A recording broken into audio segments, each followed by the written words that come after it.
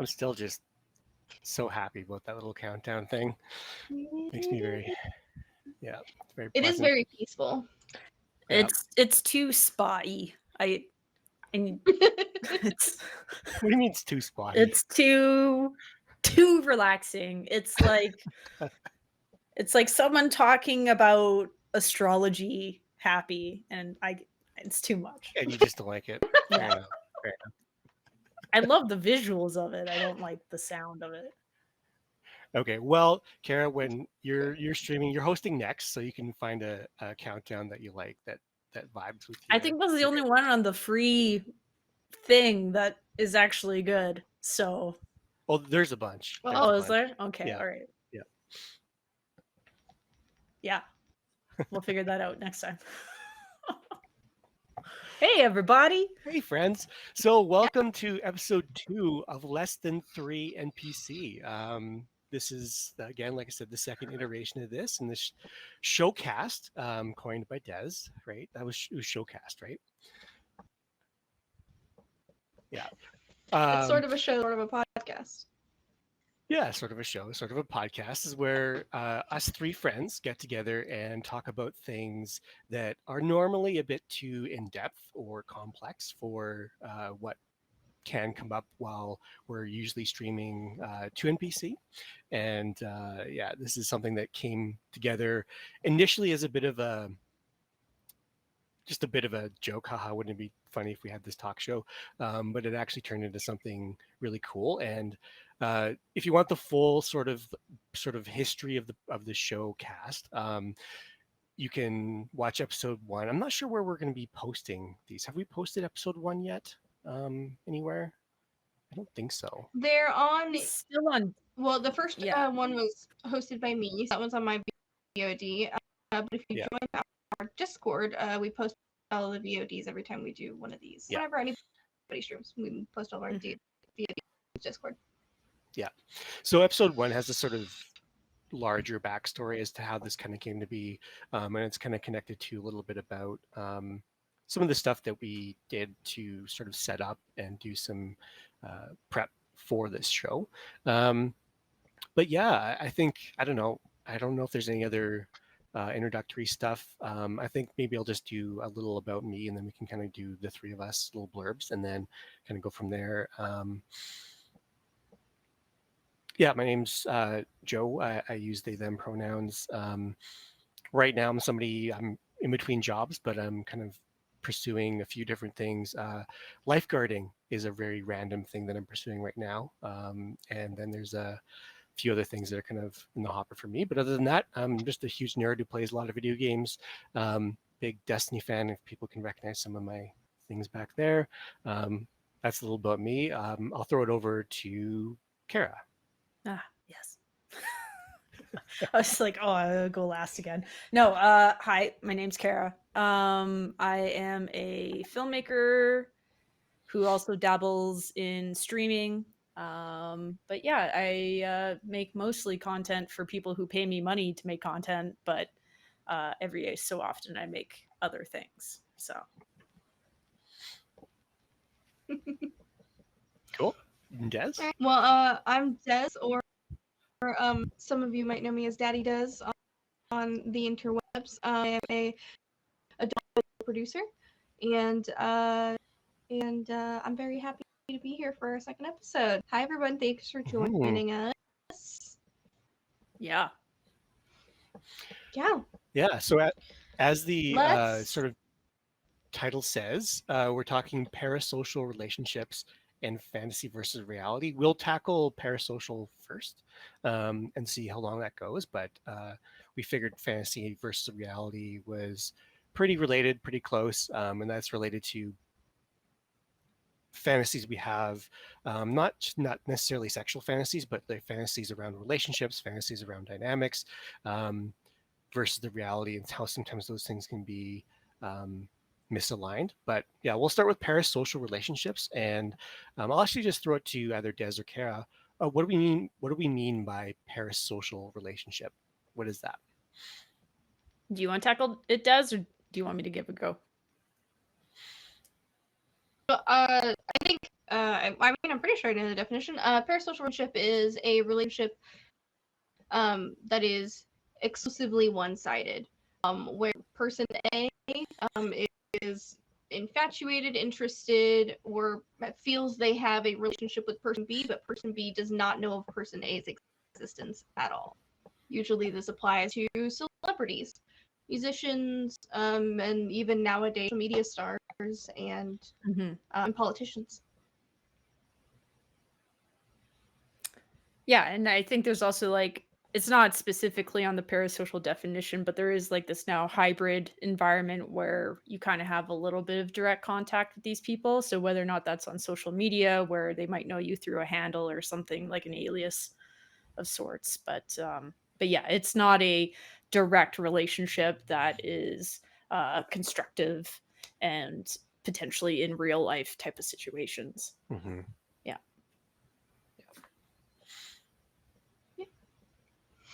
But that would be like one of the reasons that yeah.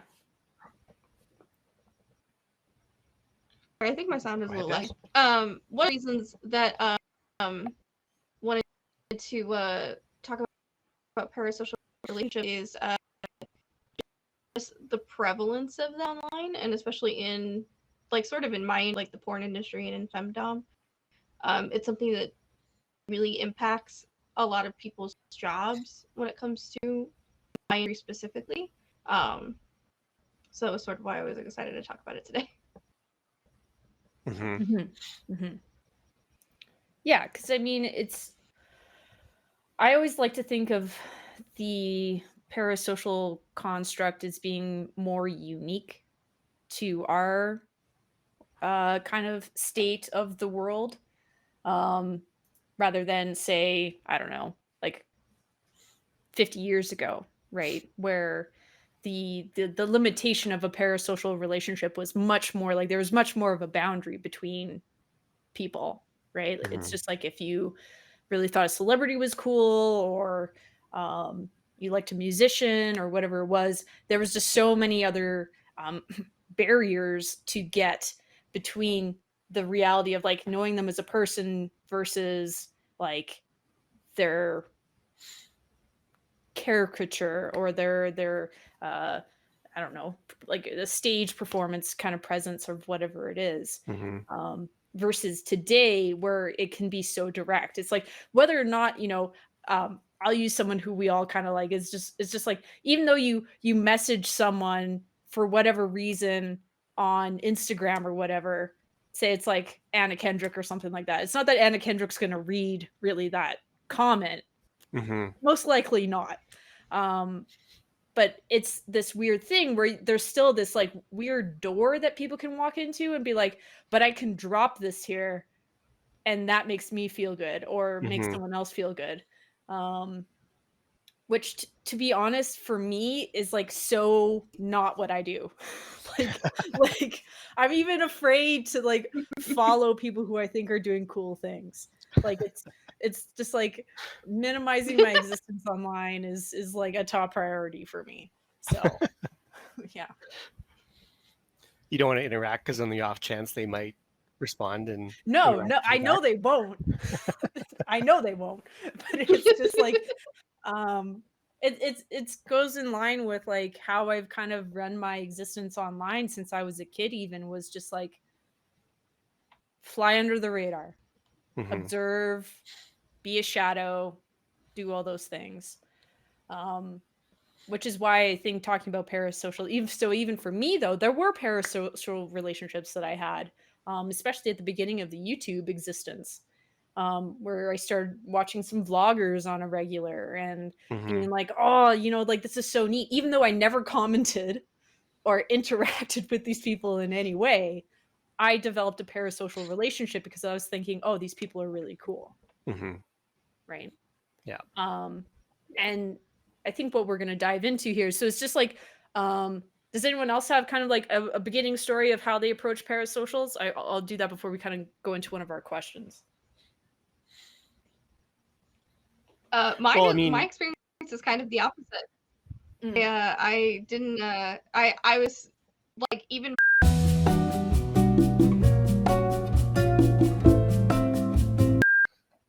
Okay. Okay. I don't know what happened there. That was very That was strange. amazing. That was I could super not weird. click me. It wouldn't let me activate my stream. I Even though was you were on here your own. Yeah, and that's I was weird. streaming to my Twitch.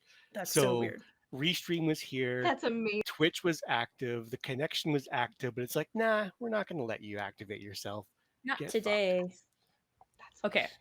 hilarious. Joe, You have can to you switch us around again though. me back in my solitude spot, please? Thank you. Kara's have her personal Um, space. yeah. Yeah. Anyway, I should wear my. I don't even know if you guys heard what I was saying. No. Start from your point again, Des. Yeah. Yeah. We're the opposite. It was too epic a point, apparently. It killed my stream. Right. Killed my connection. It was like, that's a Show really me good this point.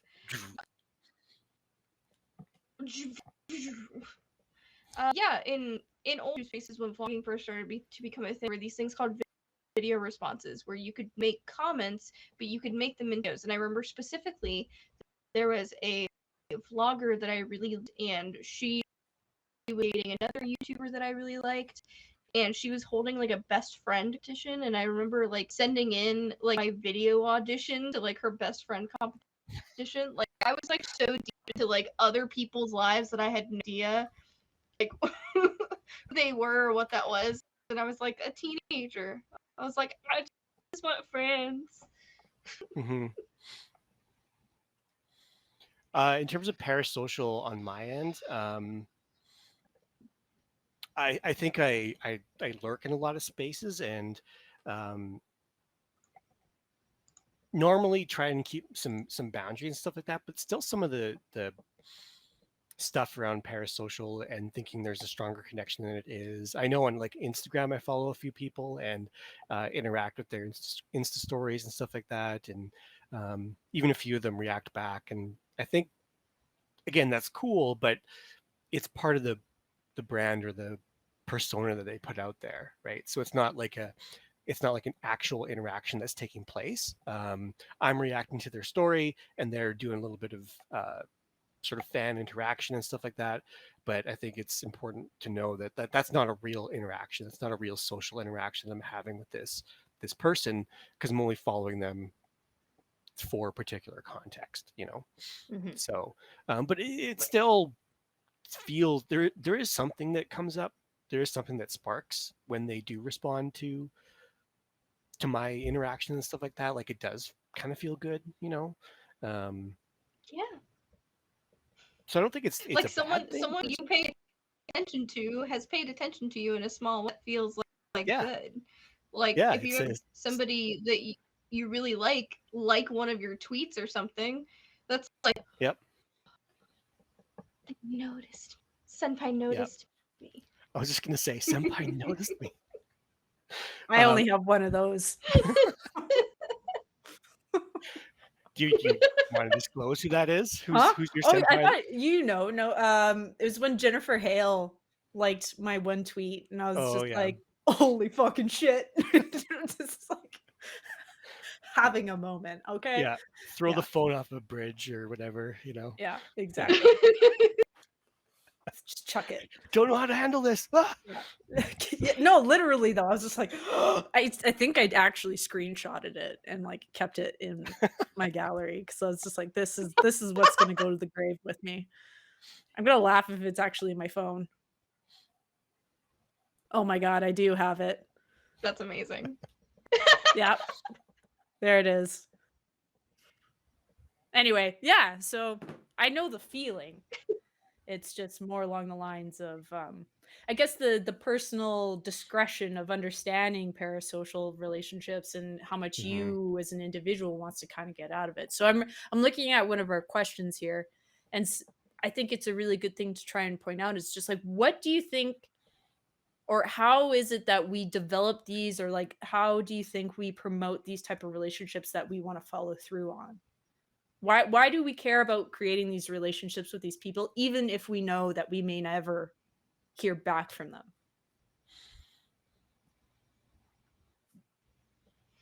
I think there's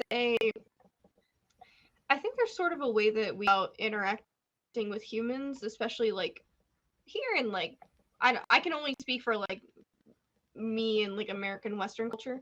But in that, like, relationships tend to be sort of transactional. In that, like, you give me this emotional energy or you give me this feeling, and then I try to give you this feeling, and we sort of go back and forth where it feels almost transactional. And for, say, an artist, someone whose stuff that you really like, a musician maybe, like they've given you these feelings and you've created this like bond with what product is, then it almost feels just right give that energy back to them a bit, like to interact with them and to be a part of their space. Some a thing that they did made you feel something. Mm-hmm. Yeah. I think another element of it is uh, because it's one-sided and because it's coming from us. I think there's an element of control over it, where we are sort of defining all the parameters of this dynamic. And I think it can get away from us in that we can start to develop that relationship and push it down a path that it's not legit, because for a relationship to develop there needs to be a back and forth and a give and a take, right, between two or more people. But in a parasocial relationship it only goes one way, so it's only ever, for instance, so if I'm invested in a person I follow on Instagram, let's say, I'm only sending that energy the one way, right? I might get some fan interaction back, but it's only ever going to be that sort of one-sided dynamic. And there's some control on my side of things where it's like I can take it in different directions and I can do with it what I will. And sometimes there's some nice security in that sort of framing. And so I think fandom, right, around certain pop stars or whatever, you can kind of create these own little narratives in your head, and they can be really comforting and secure and friendly and can feel really good, right? So long as it stays within your own little world or your own little mind. The minute you start expecting something based off of your own little narrative, I think that's when you sort of edge into that problematic area. Mm-hmm. Yeah. I mean, I like to think that the reason why you would enter into a parasocial relationship is because whether you're conscious of it or not, you already kind of understand the expectation of it. And again, that's not to say that things can't evolve over time, but when people start initiating something, right, where they're just like, oh, I want to be a fan of this person, or I want to support this person, or whatever it may be, I think the generalized like initial emotions around that are just like, cool, like this is what it's going to be. Like, I know I'm not going to be their best friend. I know I'm probably never going to meet them in person, all these other things. And that's kind of how a lot of the entry level of these things start. But going off into kind of this tangent is when things get really iffy, is when those, like you said, it's like this entitlement or change in perspective of, you know, what this relationship actually is. Like, you have to remember from a parasocial standpoint, the person providing this like content or service, like you said, and it's like they don't know you exist, right? You are an avatar on the internet, right? Who may make comments or who may not make comments, but that's the reality. They don't have the capacity to say, like, people who have 1 million followers on Instagram, they don't know 1 million people. Mm-hmm. Right? That's just not, literally not possible. There's no way to know 1 million people. So it's I would like to think that people who start following into a parasocial relationship understand that, but then there's some people who I think fall into it and don't have the education or just self-awareness of understanding what it is. Mm-hmm. And then you get into some like really unhealthy behavior, Mm-hmm. right? Right. But it's, yeah. And to kind of clarify terms here, like parasocial relationships, I consider relationship, that term itself, a neutral term. In the same way that a relationship is a neutral term. because it can be a toxic relationship or it can be a very loving relationship, friendship relationship. Like a Mhm. parasocial relationship in itself is a neutral term because they're not all bad. Like there are people who get really like good out of parasocial relationships, out of like being inspired by someone that you admire and feeling like you have a personal Mhm. relationship with that person, but you don't ever contact them or you don't ever make them that problem. That's just a feeling that you have that makes you feel good, and that's yours, Mhm. and you can just keep it. And people are Yeah. inspired by those things, and then you realm and you go into the other where it becomes very toxic, where any sort of misstep by the object of the parasocial relationship like feels like a personal betrayal because you have this Mhm. parasocial relationship with this person, or or they could have no fault because you've already established a relationship with them in your mind, which means they can get away with anything. You see a lot of that with Mhm. celebrities. It's Yeah. it's either Yeah. they they say something bad and then all of their fans stick behind them being like, no, they're great. How could they be bad? They wrote this song that I love. Mhm. Yeah. Yeah. And we see that all the time. Like Yeah, all the all the time. time. Mhm. Chris Brown still has a fan base. Yeah. Yeah. I just want to highlight Faji here, just because I think it's connected to what we're saying here. Um, like we can be fans of certain characters or people, but like following them on social media or Twitter or whatever it um, is it feels a bit more personal than just watching the star do their thing, you know. So there's an interaction. There's something you're getting out of the experience. So I absolutely think there's a element of interactivity there, um, regardless of whether or not whoever it is responds to you, right? Um, just that act of following them, just that act of being closer to them in that digital media realm, can feel more interactive, right? Yeah, and like nowadays it's so easy to form these parasocial relationships because of things like Twitter and Instagram and different kinds of social media, and with the way that lots of celebrities and politicians market themselves Hmm. to be like your friend, it's so easy for people to form parasocial relationships. But people have been forming parasocial relationships with people that they've never met since like the 50s. I Hmm. mean, the like people thought that they were going to marry the Beatles or marry Elvis Presley or like, where does that, that politician term, that's someone I want to sit down and have a beer with, like Yeah. sort of thing. Like it's Yeah. because they literally genuinely think that they could be friends with this person and imagine themselves being friends or being in a relationship with this person Yeah. because of their social status. So it's Yeah. way Well, easier now to have those relationships, those parasocial relationships now, but they've existed for as long as celebrities have existed. yeah. Well, I was just going to bring up, because the person that keeps popping into my mind a lot in this conversation is Marilyn Monroe, because I think she was the way studios sort of, forgive the term here, used her. Like they really marketed her very closely to who she was in movies, right? Like when she was on red carpets and when she was seen in public, um, very much presented Marilyn Monroe, the movie star, right? And I remember, like I've seen in interviews where she kind of hated the persona, right? But this was something that helped market the movies, that she was in, and um, with social media, I think it's just amped up, right? Because now stars and people are encouraged to have social media. They're encouraged to do ask me anythings, and platforms have really created lots of apps and lots of ways for to facilitate that sort of like, here's this famous person, ask them anything, you know. Um, it still ends up being a highly curated thing, but that doesn't stop people from being like, oh, I can ask Anna Kendrick something. Oh my God, I can get to know her. Oh my God, Hmm. um, personally, very exciting thought for me, but you know, um, there's boundaries to that interaction, right? There's limits to that interaction, right? I would never do that because I would never be able to ask her a real question.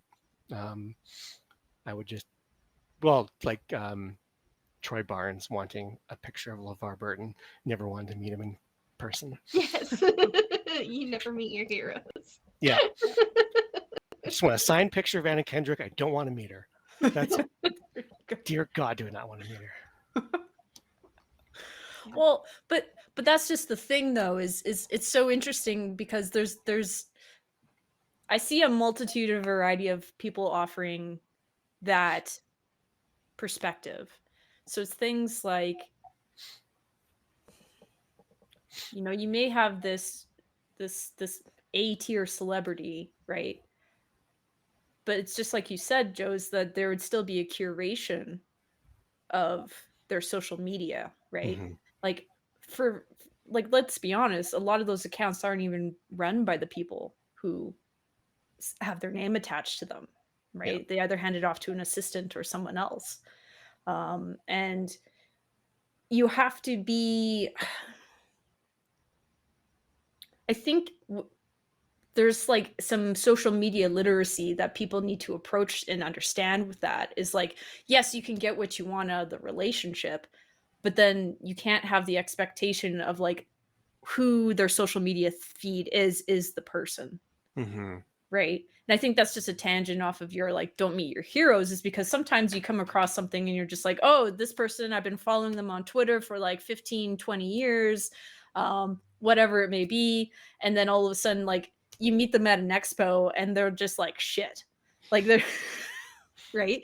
And that kind of crushes you on the inside because you had this very kind of manipulated perspective of who the person is through words or images or videos that are all very capable of being edited and changed and all these other things. So it's Curated.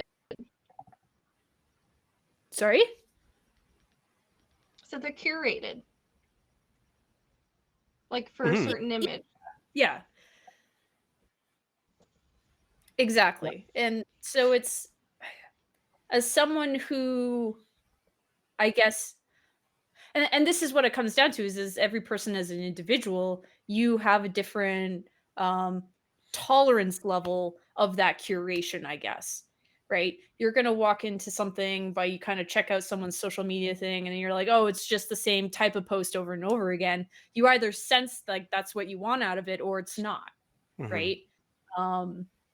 And that's like, that's why I've gone through kind of evolutions and like especially in Instagram areas where I'm like, I don't follow a lot of people who I think are doing really cool things because I don't want to compare myself to them, right? I need to be able to go off on my own and feel creative in my own space. And that's always been like a factor of it because I know that there's like so many other things that this person has available to them.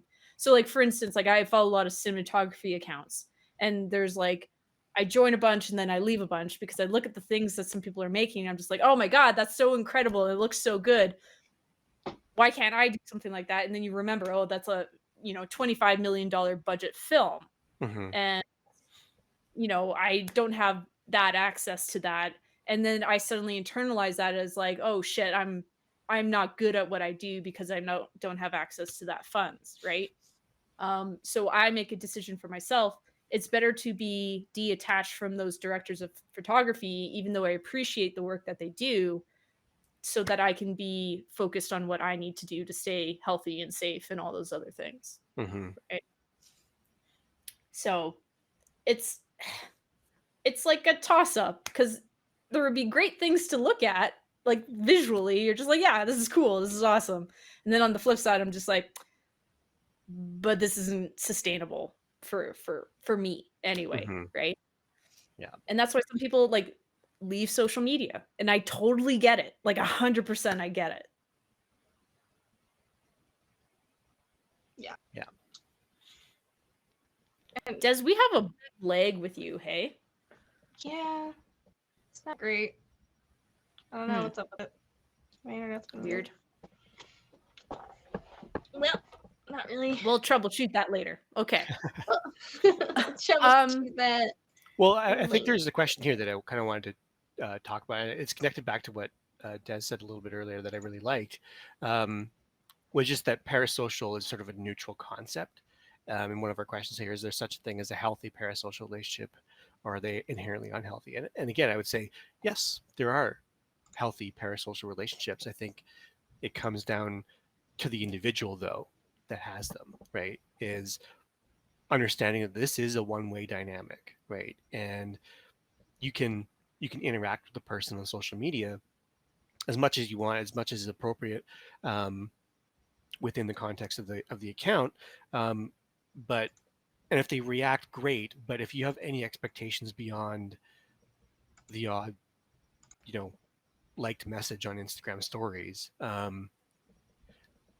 think you need to kind of reevaluate what you're getting out of this thing and why you're ask yourself why you're pursuing this parasocial relationship, why you want it to be more than it can be, um, because it can really only be what it is, right?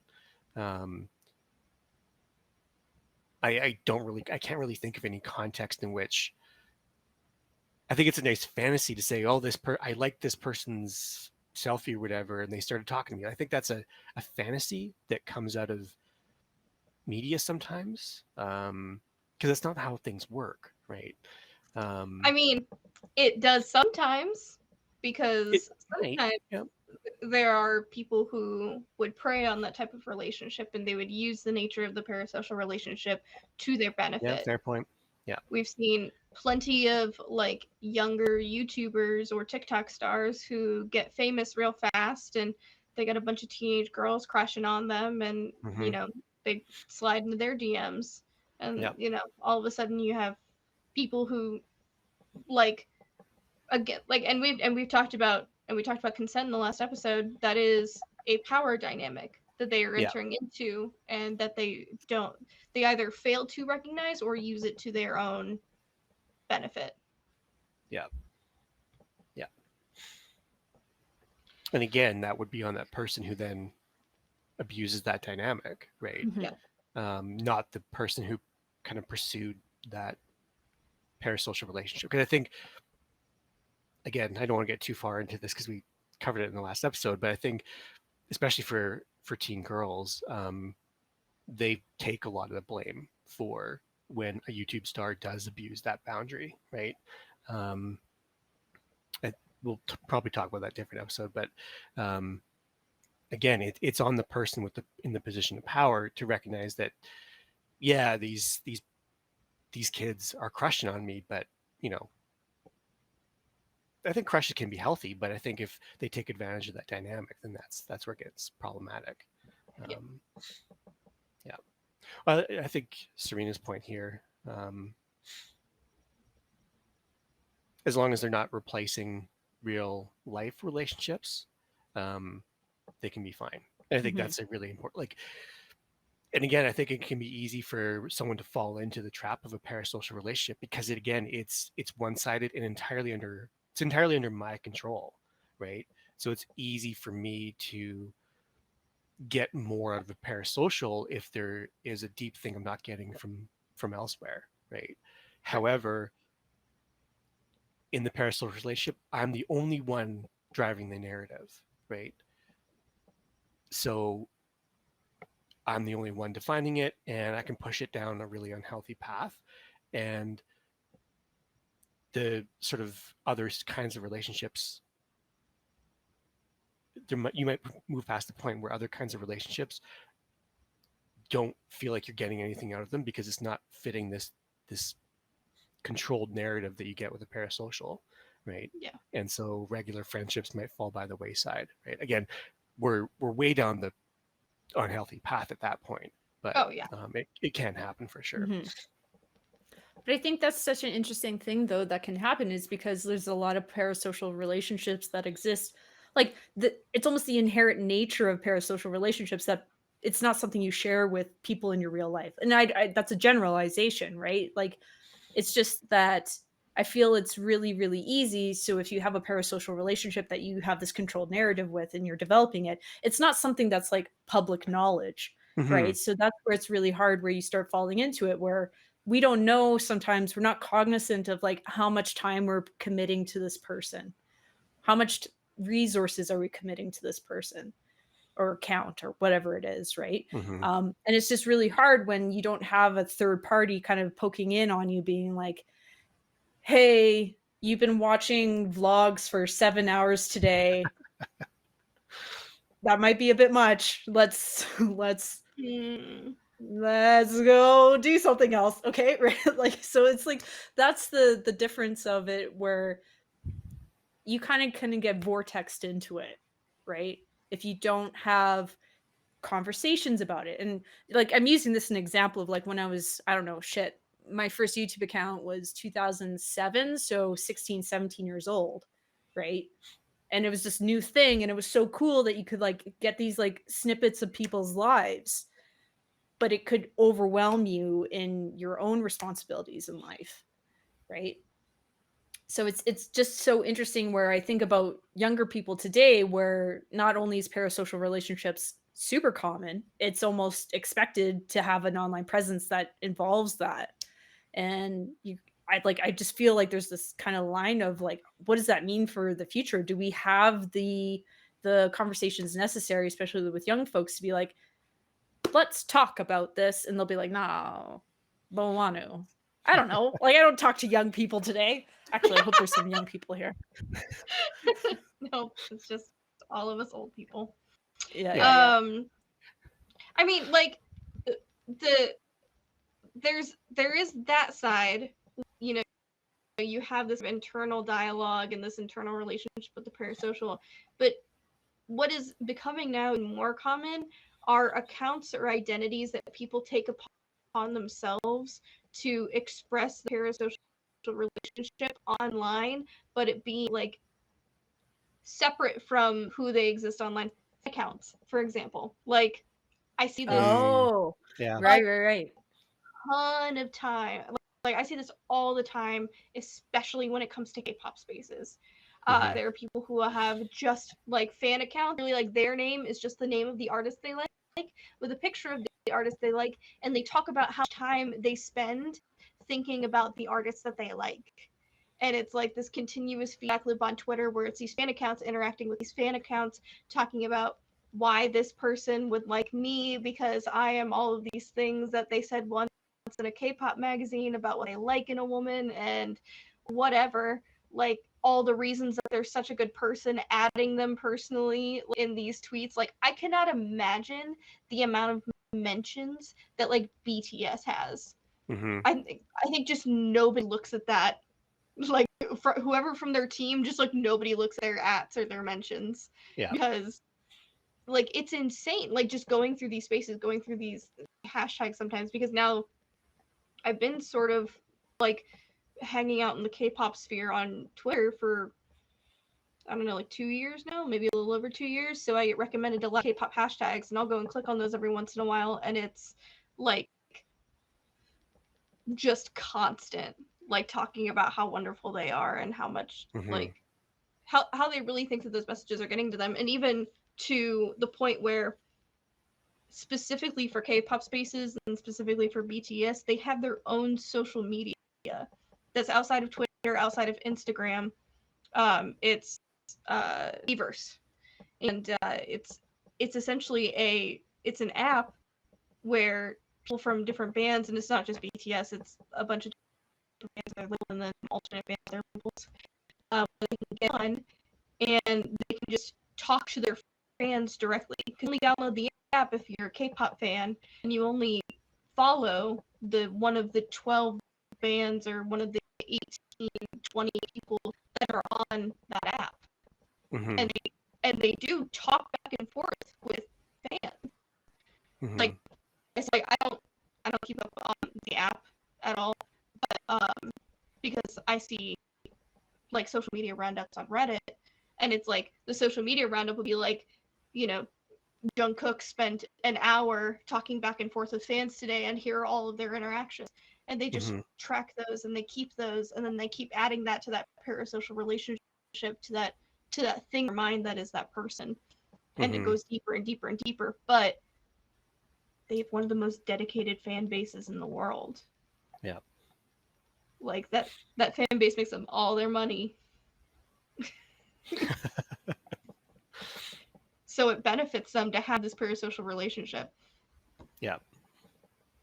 Not that I think it's entirely like capitalistic. I think a lot of it is capitalistic, but like you can tell which stars don't like to interact with their fans, and they usually don't. Mm-hmm. But like there's a big handful of them really like they drink their own Kool-Aid and that they're like, oh yeah, like these people think I'm very important, so obviously I am very important, and these people are Mm-hmm. important to me because if I didn't have them, I wouldn't have a job. Mm-hmm. And that feels a little more wholesome and less just marketing-y. Yeah. But it is always going to be marketing. Well, and that's the thing, is just like you start drawing the line of like what is manufactured, right, to entice as many people as possible to a product, right, versus is it the authentic emotional feeling that you have just because of someone's presence and how they perform or act or whatever it is that they offer to you. Like that's where, and I think we're kind of leaning a little bit to talk about the more like toxic elements of parasocial stuff, just because it's just like you that's what you hear more about, right? You Mm-hmm. hear about, fans who do inappropriate things to their favorite stars because they just can't control themselves, right? Because they've manufactured this whole idea of who they are in their head, and that's how they behave because of it. And you start saying like, I wonder, like these are the questions that I think about. I'm just like, who's responsible at that point, Mm-hmm. right? For Right. for that. Is it on the individual who's been consuming this media and it's always kind of pushed and supported for that type of behavior because that means that person's more dedicated, more aligned to that person, is it, the responsibility on the creator or the one providing the service? But and so they just have to have security all the time, and that's how they operate with their lives. Like there just seems to be this line where people want to like attach, like I don't know what the answer is. These are the like these are just hypotheticals that I'm kind of like throwing out into the world, because it's such a strange space where I feel like there's a source for it and it's pushed, and then there's no kind of space for people to have discussions about what the parasocial relationship is supposed to look like and for it to be healthy. Because we kind of contain these parasocial relationships to ourselves a little bit. Slash, well, not the fan account people. They're very much open about it. Yeah. So, I mean, if you're lucky, then you can find a fan space in which they do talk about this kind of stuff. I know that specifically in the BS like Reddit threads that I'm in, it does come up, and I'm so mad at myself that I can't remember the word right now, but there is actually like a Korean word for a hyper obsessed fan, like a toxic fan. Like they Mm-hmm. have a word for it. I can't remember it now, but that like the wholesome part of the parasocial relationship is that there are genuinely fans who want well for the artists, and kind of like even to the point where like if they've got a super tight schedule, like we know that they're filming this thing this day, they're flying across the country to film this thing, they've got a whole month's worth of stuff booked, and it's like usually it's people whenever they hop onto a live being like, have you eaten today, like Mm-hmm. I hope you get a break soon, like, and like feeling like they're enough to these people to care about them. And then you get the really toxic fans who it doesn't matter, like their well-being doesn't matter. What matters is that the person with the parasocial relationship gets that interaction, because Mm-hmm. that becomes something that they need, is they just need the interaction. And like it goes beyond like wanting well for the artist Mm-hmm. and just wanting well for yourself. Mm-hmm. Yeah, and I think again to go back, I think at that point when you're at a place where you're only looking for that interaction. I think it goes back to what I was saying earlier about having created this own internal narrative. You're just seeking things to feed that narrative, right? And that's sort of that one way energy transfer, I guess you could call it, right? Where you're just pulling on this imaginary thread, really, because again, stars, it's good PR for them to interact with their fans, right? So, um, marketing capitalist or not, it's part of the gig, it's part of the job, um, and so I think in a really toxic way, they can always count on that, you know, until they can't, and then when Hmm. they can't, Mhm. that's when the lashing out usually takes place, right? Totally. Well, and then also too is just like you get also these people who, um, they'll talk about the harassment that they have online from people bombarding them or whatever it might be, and then they set boundaries publicly, and then there's like an outcry. It's just like, how dare you put boundaries out into the world when we have every right to consume this thing that you're putting out to us, right? So it's Mm-hmm. it's very interesting to, like, if you wanted to see it from the creator side of things too, is just like you approach it with an expectation, I guess. Every person who enters into a parasocial relationship has their own perceived expectation. Mm-hmm. And then ultimately the creator should also have some expectations as well, but they're never like super aligned until they're publicly stated, and then you'll see like people revolt Mm-hmm. sometimes and you're like, oh shit, that's not good. Yeah. Yeah, Yeah. watching YouTubers go from like say -1,000 followers on Twitter, then all of a sudden having a viral video and being like 25K on Twitter, like how the the adjustment, and you could see the creator make the adjustment in real time from how they used to tweet when they had less than 1,000 followers, how they have to tweet now that they have 25K followers. Like Mm-hmm. it sometimes that's a hard thing for people to kind of adjust to, because you're like, okay, I can be less real because there's more risk. Mm-hmm. Hmm. And that's kind of what people want to do. I see I mean, to kind of talk about the adult industry a little bit, the parasocial relationship um, is definitely part of the marketing for some of these online doms, because it's almost Pavlovian.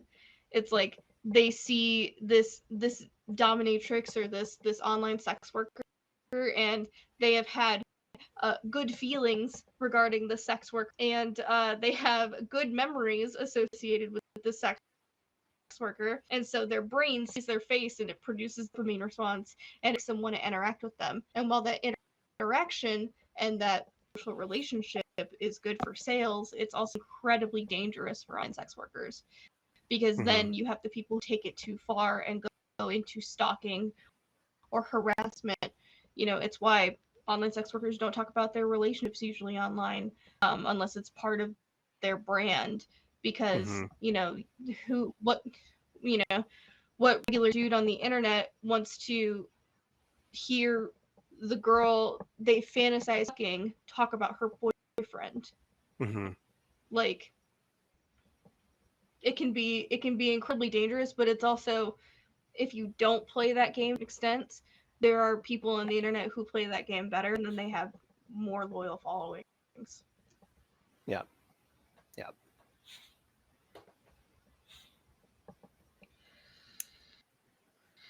So I All think right. it's very much, it is a fine line of, to go back to Kara, what you're saying about like who's responsible. I think it's hard, responsibility is a hard word, because I think there's lots of factors into when it becomes toxic. And I think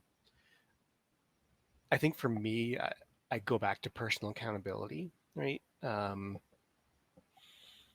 think the nature of certain interactions and having Twitter accounts or social media accounts. I see Serena here talking about some friends and people who were contractually obligated to have them. Um, Again, I said it before, but like it's a reality of our world, right? It's social media, and um, I think when you're in the public sphere, having Twitter accounts, having Instagram accounts is part of the job. But um, in some respects, it comes down to the consumer sometimes, I think, to be responsible with how they consume certain media. Again, parasocial relationships are, as a term, is neutral, and they can be healthy so long as the person, with that dynamic is realistic about what it is. Yeah, Mm-hmm. I How do you agree. think people find out how that becomes realistic, though? Right? Like, no one when I was younger came across me and was just like, having that conversation. My parents didn't know. My parents didn't know what the internet was. Just in general, they're just like, Kara does this thing where she goes and plays video games is on the internet. Mm-hmm. We don't understand that. If anything, we're just like, we don't like that she does that, right? So from my perspective, it was like my own self barometer that I had to follow by saying, oh, okay, this seems cool, and I kind of like this, and I'm just gonna watch this happen, and that's how I evolved over time. But I also know people who have taken it too far, but it's just because there was no conversations about it. Yeah. There's no um delivery about it. So my question is, why do you think some people have a hard time talking about this?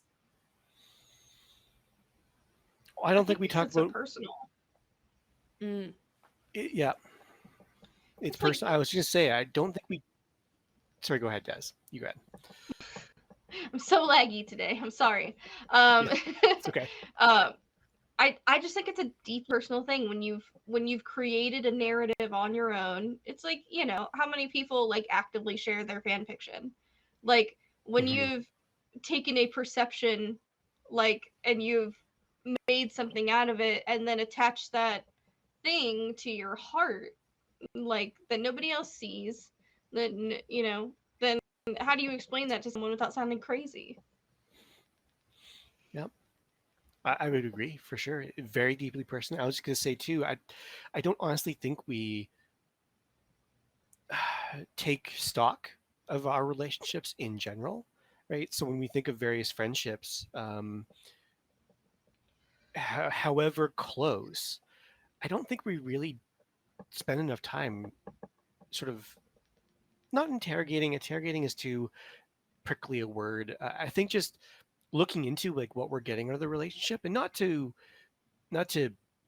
again put it under that hard light, but I think to really reflect on like, so why am I friends with this person, and to not really minimize it, but it's just joking about like, oh, we both love this TV show or whatever, right? Like to really say no, but like really honestly, like I'm connected with this person and I like being around them.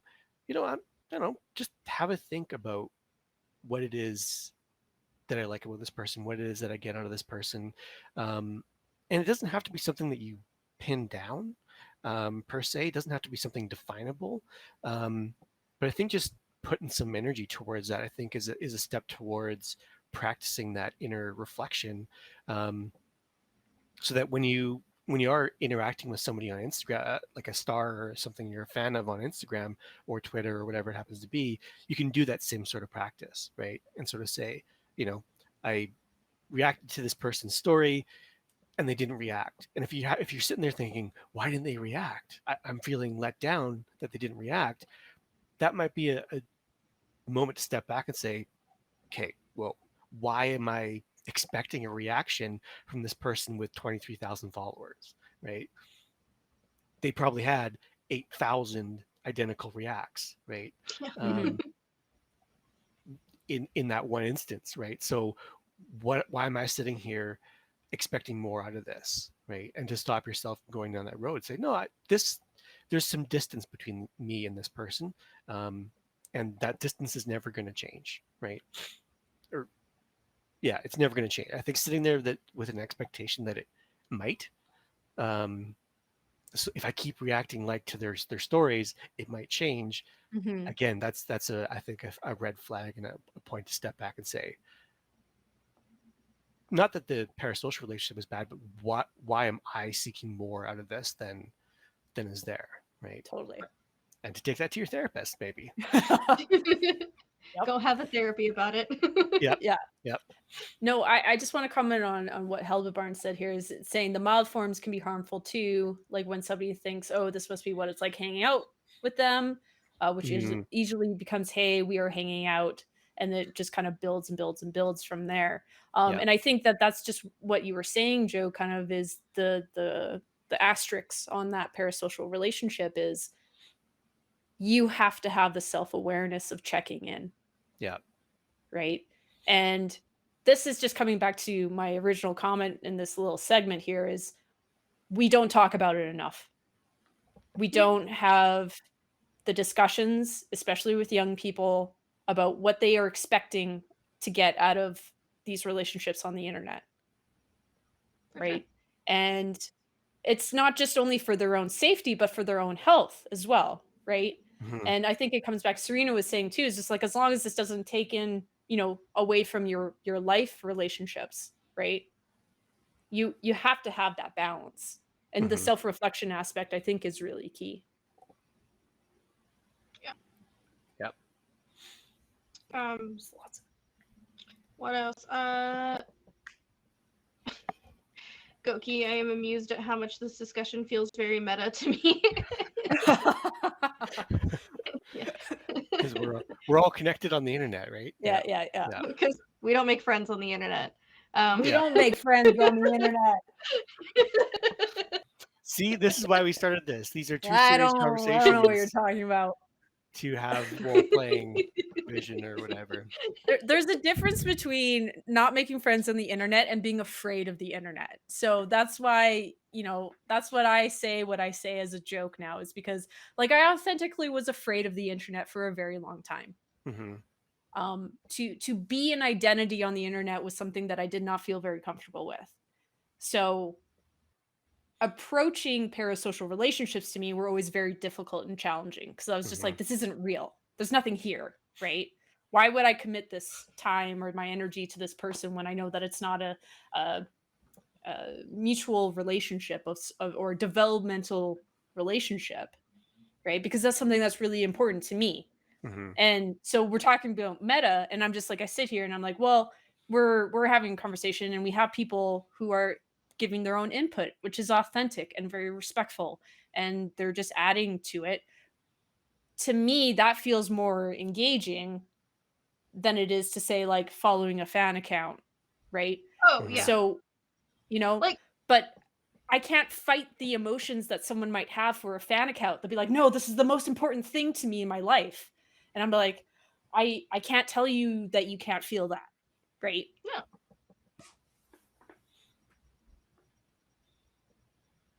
But I don't get it sometimes. I Mhm. I don't consider, like, for the people out there, like, from our Discord and stuff, like, I don't think that I know you people. I think I know a small percentage of you people, the one that you put online inside of our Discord, and the stuff you share and the stuff that you share in these streams and that sort of thing.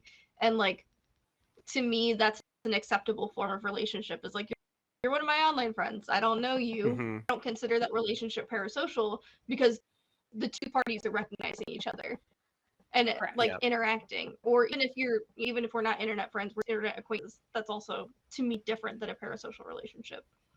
Mm-hmm. Mhm. It's like how Yeah. I yelled at the mango guy. Like, What? What mango guy? What is this? What oh, mango guy? remember the one stream I had and the guy, he just like kept on spamming mango, and I was just Oh, like, yeah, yeah. fuck out of here, mango guy. Right? Because to me, I was just like, this is just some rando on the internet, right? Mhm. Like there's no connection to there to me. Versus say, I don't know, Xandra, who's a long time, or Halbebarn is a long time. If they started writing mango, I'd be like, why are they writing mango? What Are is they the eating joke a that I mango? don't know now? Yeah. Right? So it's more dynamic. It's more involved.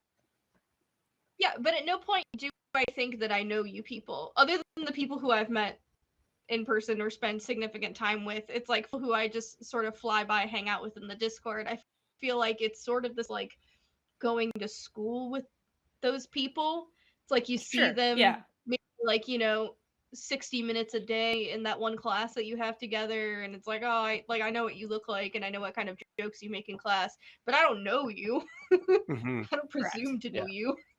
Yeah. And I think that's where it's like, okay, this is healthy. Yeah. Yeah, and Because as then long as I'm not those going to boundaries impart are my own, respected. yeah, I'm not going to impart my own fantasy of what I think you are onto you. Hmm. Correct. Yeah. Yeah. And that's what we need to establish as a more healthy, involved online community. And that's what that looks like, right? Yeah. Oh, Goki, you wrote a paragraph. What's going on here? No. Well, Goki's just referring to like making friends online. I think, but I think it's related to what Des is saying. Very good parallels to like somebody you know in your math class, let's say, or somebody you know at work. Right.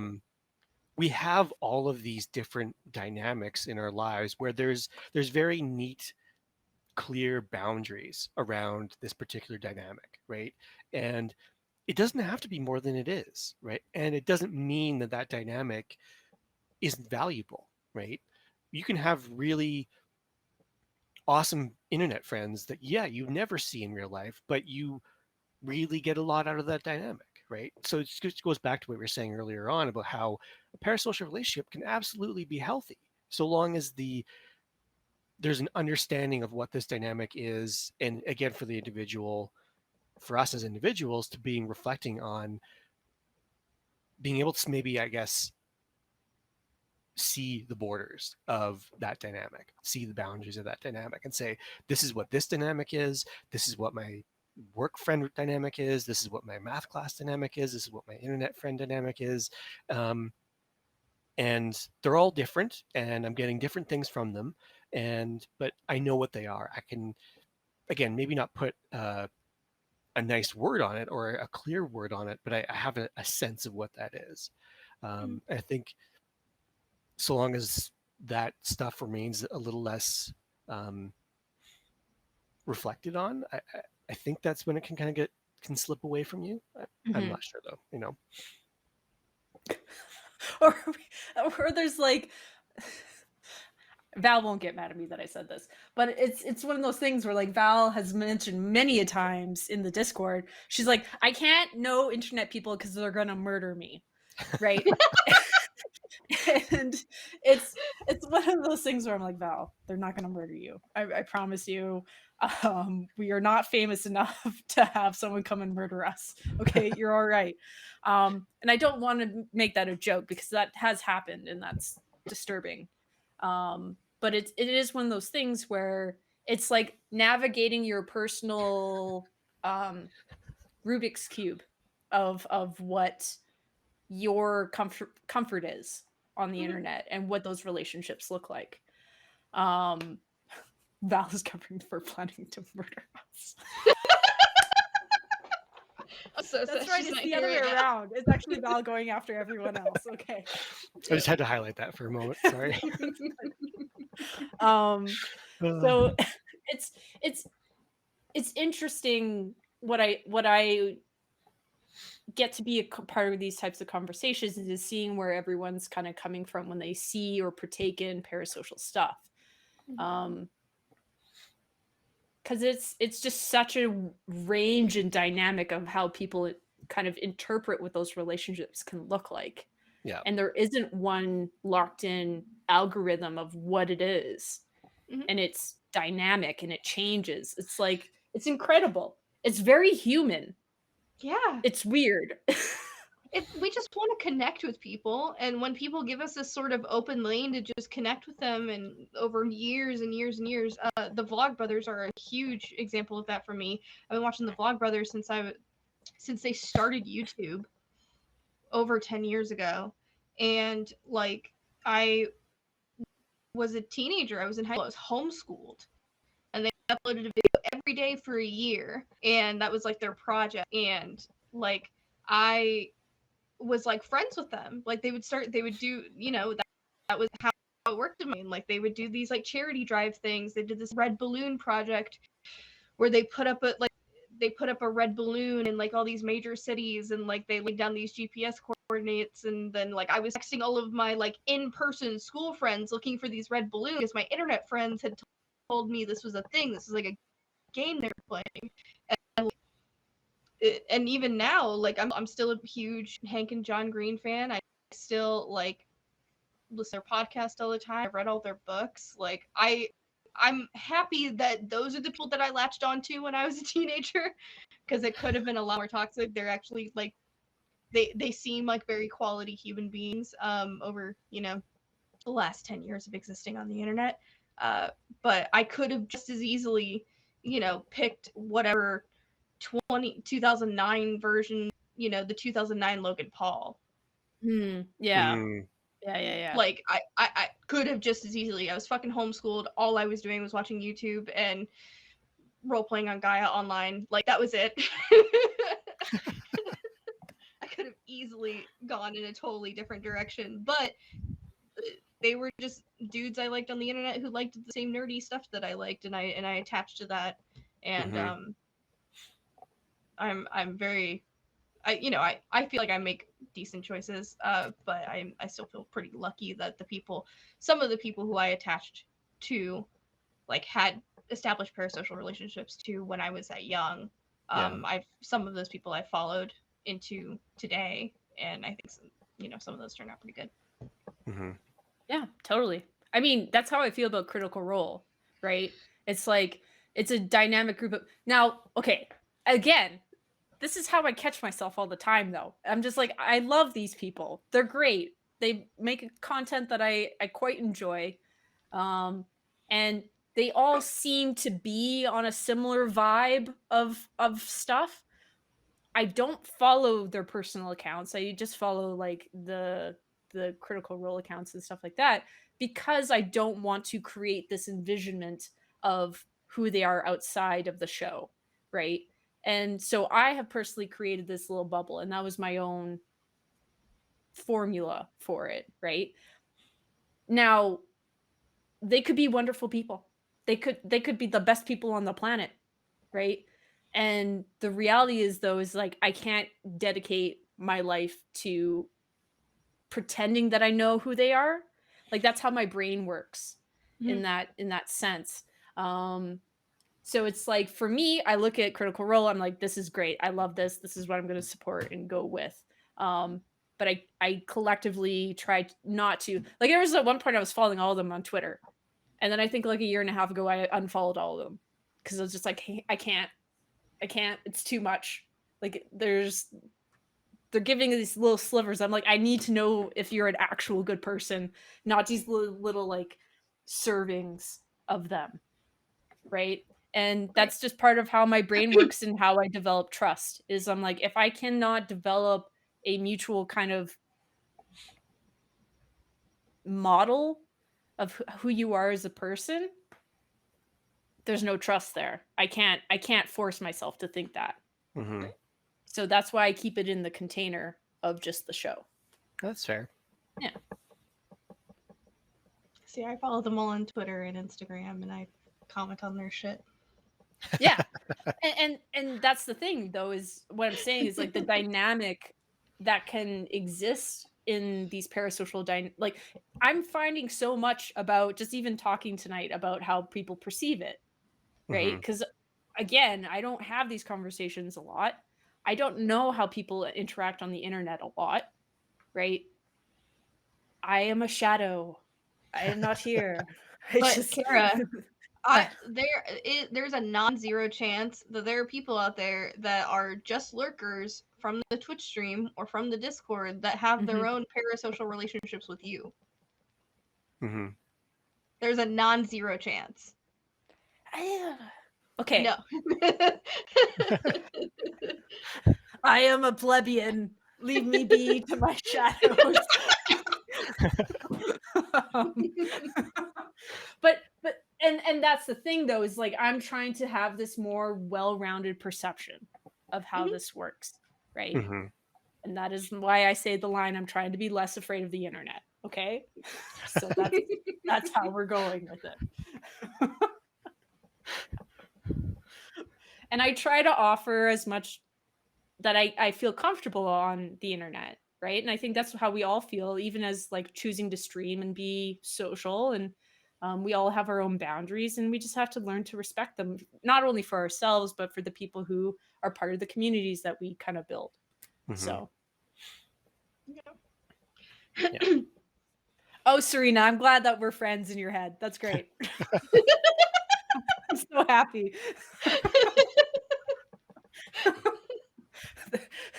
There's me that I'm just like walking around in like a desolate mountain road, and I'd be like, this is my life. You have friends, nerd. Ah, I don't make friends on the internet. I also know it's your fantasy to go into a cabin in the woods and never talk to anybody else again. So maybe I there's may have talked to you about this a few yeah, times. yeah. I think it's come up a lot in different conversations. Yeah, I'm pretty sure. It may be the type of videos that I watch on YouTube. Maybe. The ones with no people in them. The ones one, where one person building a log cabin for 6 months. I may have watched that video about 12 times. It's fine. Don't call me out on the internet. But anyway, to wrap that up, I'm a fan of parasocial relationships. I think it's fine as long as you know that you're still you in this space that doesn't exist in the space with the other person. And but I think it's not only on self responsibility. I think there is a lot of responsibility on, like, if you have 1 million followers on Twitter, like you have a responsibility to be, realistic with your audience. Like, you know, there are people who do manipulate their audiences for good or for bad. And the level of parasocial relationship kind of determines how much they can manipulate that audience if they want to. And then there are people who use their parasocial relationships for good, and that's great. Like the people who are like, look at all these fans I have, and look at this charity drive I'm doing. Yeah. Money for good people. Like, I think that's great. Yeah. And just for my bit on this, I think they're generally neutral. I think, and again, in a weird way, as somebody with anxiety and social anxiety, sometimes they're kind of nice. That I have this dynamic that I have a very clear understanding what this dynamic is, and I don't ever have to question what it's going to be, and I don't have to worry about what it might morph into. I don't have to worry about unfollowing, right? It really is. I can get something out of it until I don't want to get something out of it anymore, and then I can kind of go by my way. And because again, having anxiety and social anxiety, there's lots of narratives that I can come up with very quickly around dynamics that are closer to me, right? And that are not parasocial, where I can very easily spiral, right? And of course, I'm getting better at that with lots of lovely tools from therapy. But I think that again, just wanted to throw out there a benefit of a parasocial relationship, right? Totally. Yeah. You can get that dopamine hit with little risk. That's a good way of putting it. Me and my best friend Dream, we frequently have this little, like, Mercer would be proud. Like, that's like one of the things that we say. Like, we'll be talking about making characters, or like, hero come up with this crazy character concept, or a concept for a lawyer or a game or something, and we'll just splurt the concept out to the other person, and then the other person will be like, Matt Mercer would be proud. We know realistically, Matt Mercer would never know about any of this, but to us, it's like a good role model in the gaming space. So totally. Yes. Yeah. Absolutely. Yeah. No, I think my final points on it is just do what's comfortable for you. Try to do some self-awareness around the parasocial relationships that you have. And I think encourage to have conversations like this in your communities. Because sometimes you get a different perspective of something or someone who's existing out there who might have some information for you. So that's how I see it. Oh, and don't harass people on the internet. Yeah, please don't. Yeah, please don't. If you have a parasocial relationship, that other person is not responsible for your parasocial relationship. Even if they encourage it online and like whatever, like at the end of the day, nobody is asking to get harassed online. No. And I see that a lot in sex worker spaces Mm-hmm. where it's like somebody has too much of a relationship with a person that doesn't know that they exist, and then they feel entitled to something because of it. Right. Just don't do that. I remember someone on my follow on Instagram. Um, I don't know how this came up because they've always had pride flags in their profile pic, but somebody followed them and was like, "Take the pride flags out of your profile pic. I don't want to see that." Like, you followed this person. You don't get to come into their DMs and tell them what to do about their profile pic or their profile bio. Oh no! Like, get fucked, dude. Punch Jesus. someone through the internet. That would be Yeah. it. My favorite thing is Lady Vi. I saw this fucking TikTok she made, and it was a soundbite of something else, but it was like, unless you are feeding me, fucking me, or financing me, of which I can do all three by myself, you don't get to tell me what to do. That's awesome. I love that. Yep. Yeah, I'm interested to see what the future holds with how our communication evolves in this kind of world. It's going to be different. It's just going to be ever changing, and new generations are going to have their own take on all of it. So Mm-hmm. this is me calling myself irrelevant already, folks. Okay, it's fine. Yeah, we feel good about that. Any other questions about parasocial relationships? Statements are also welcome. Again, we'll post the Discord What's a link good at some point parasocial here. relationship you've had? Ooh, yeah. Yeah. That's a good one. Just saying that we'll have a Discord link for folks, and there's a less than 3 NPC channel. It's actually just 3 NPC channel because the Discord didn't like the less than symbol. Do you want me to drop it in there? I can do that right now. If it's ready, yeah. And we would like for folks to, if you have thoughts or questions after the fact of any given episode, you can drop it in there.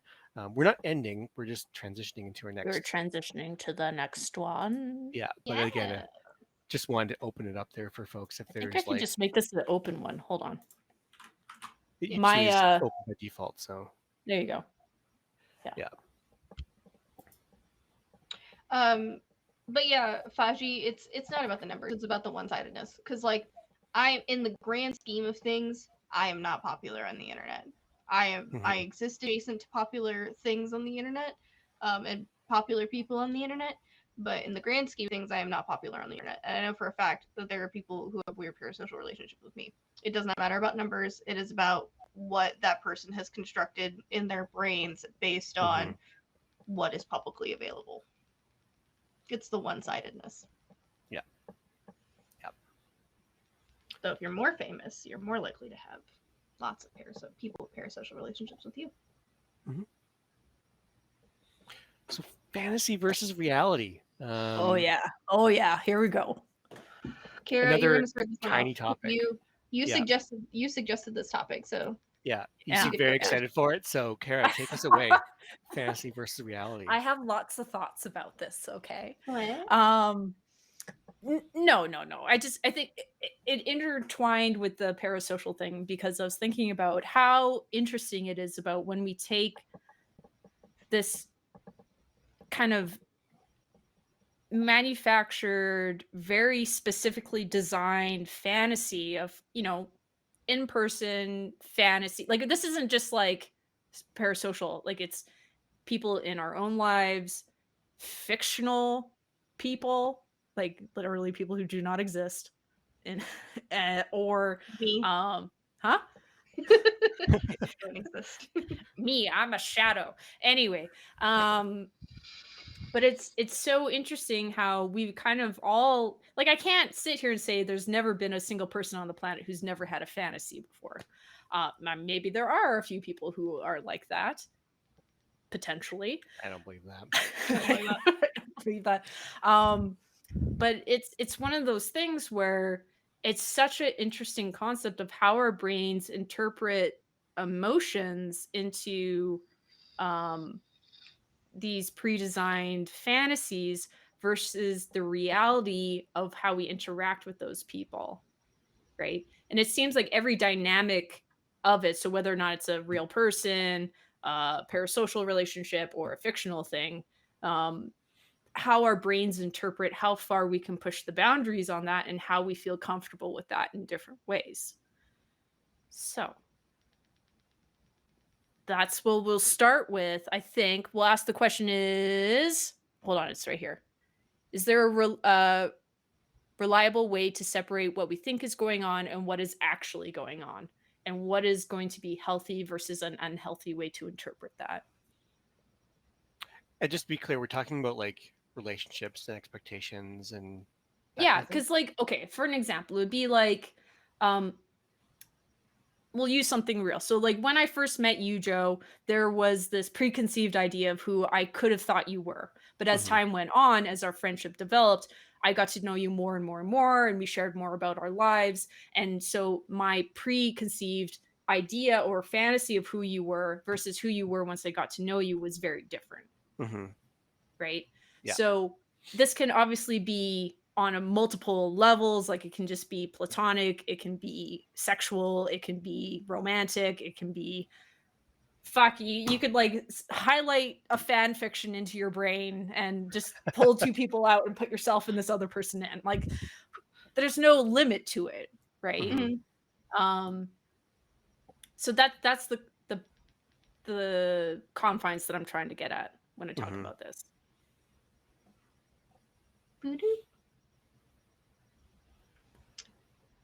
No, you don't have this doesn't happen to anyone else. Okay, cool. No.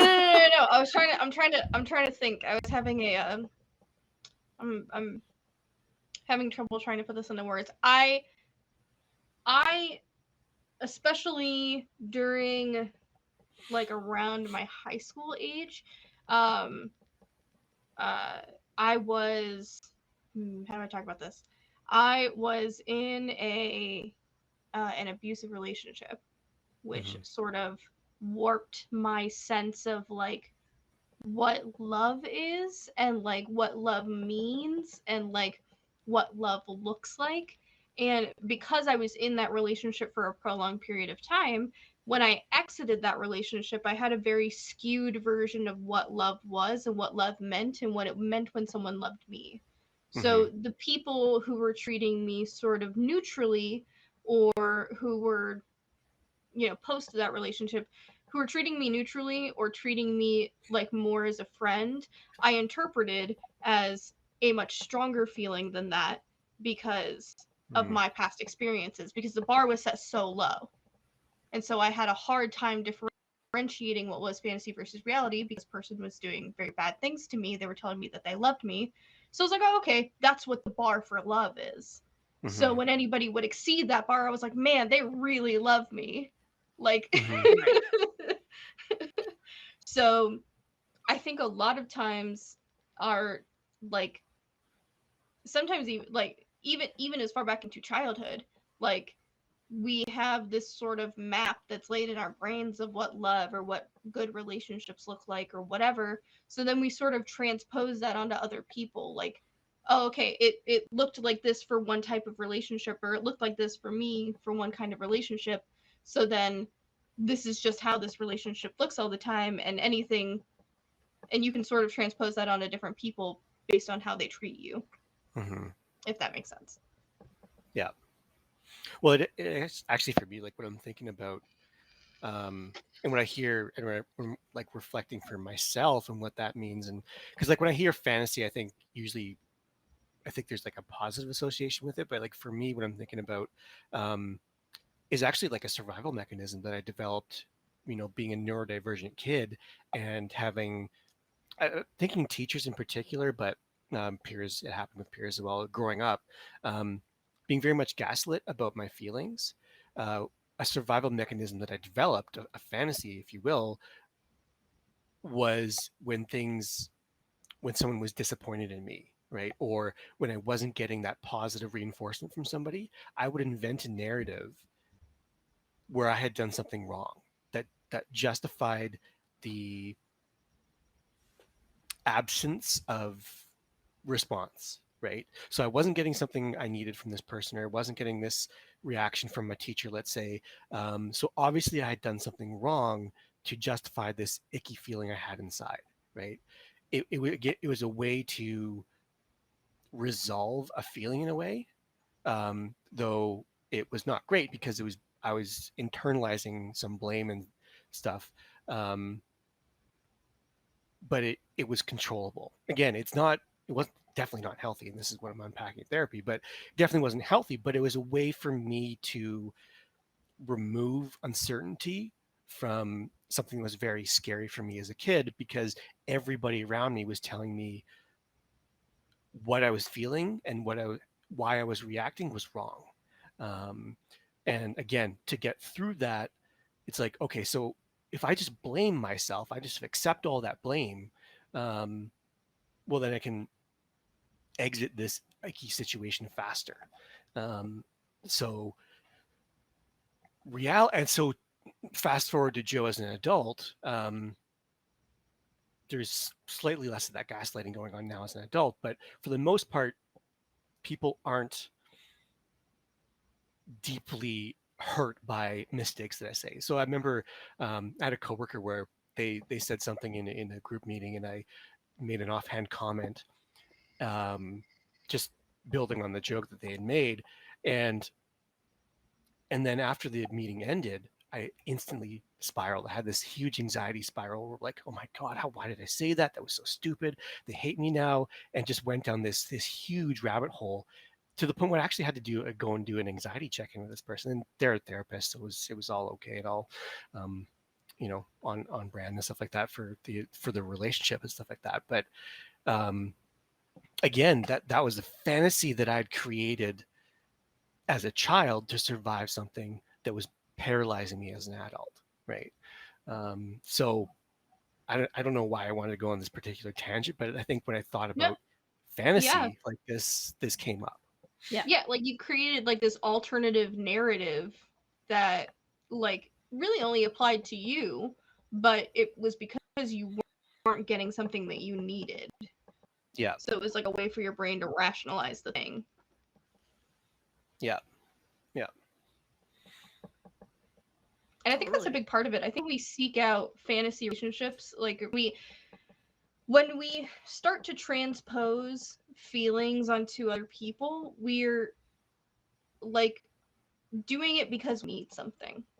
Because there's Mm-hmm. something that we're lacking, that we're not getting, that we feel like we can get from this other person if this other person were just different in the way that we needed them. Yeah. And usually it's because that other person feels safe enough to kind of put that thing on, like to or even negatively, like to rationalize like some internal feeling you have about yourself.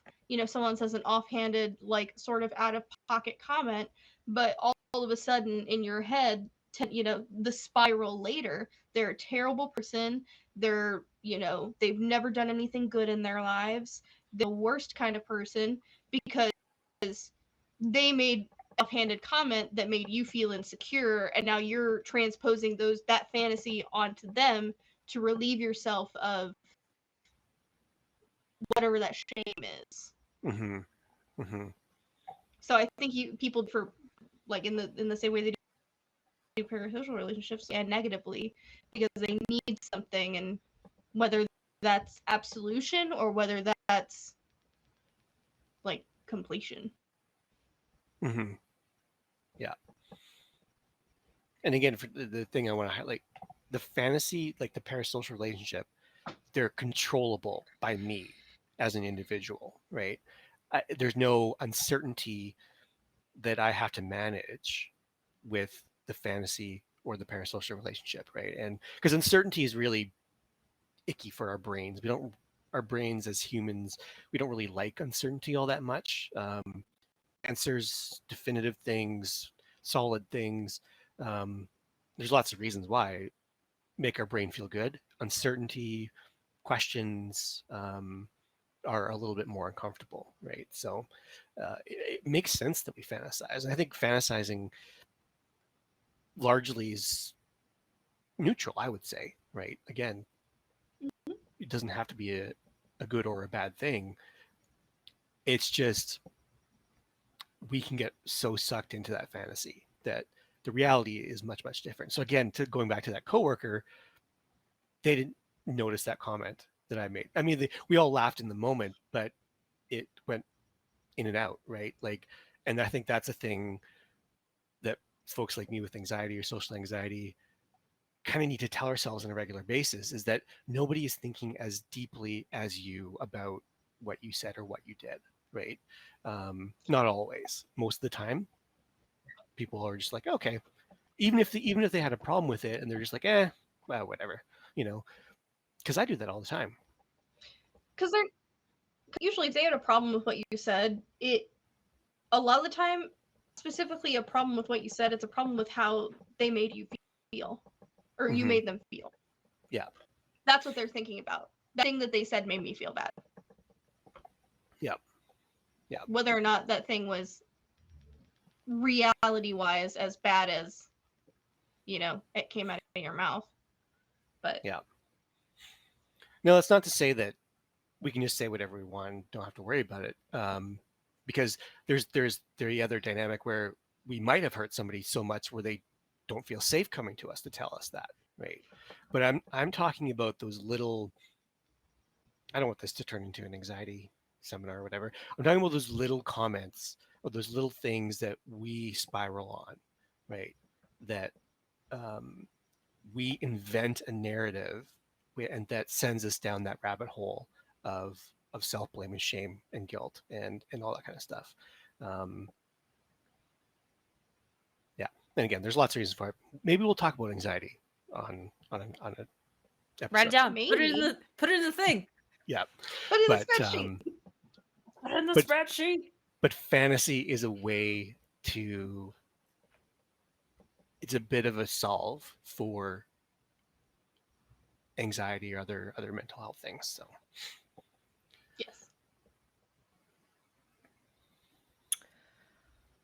Well, we have another question that we wrote down in here. How has gender, socialization, and peer influence shaped fantasy versus reality?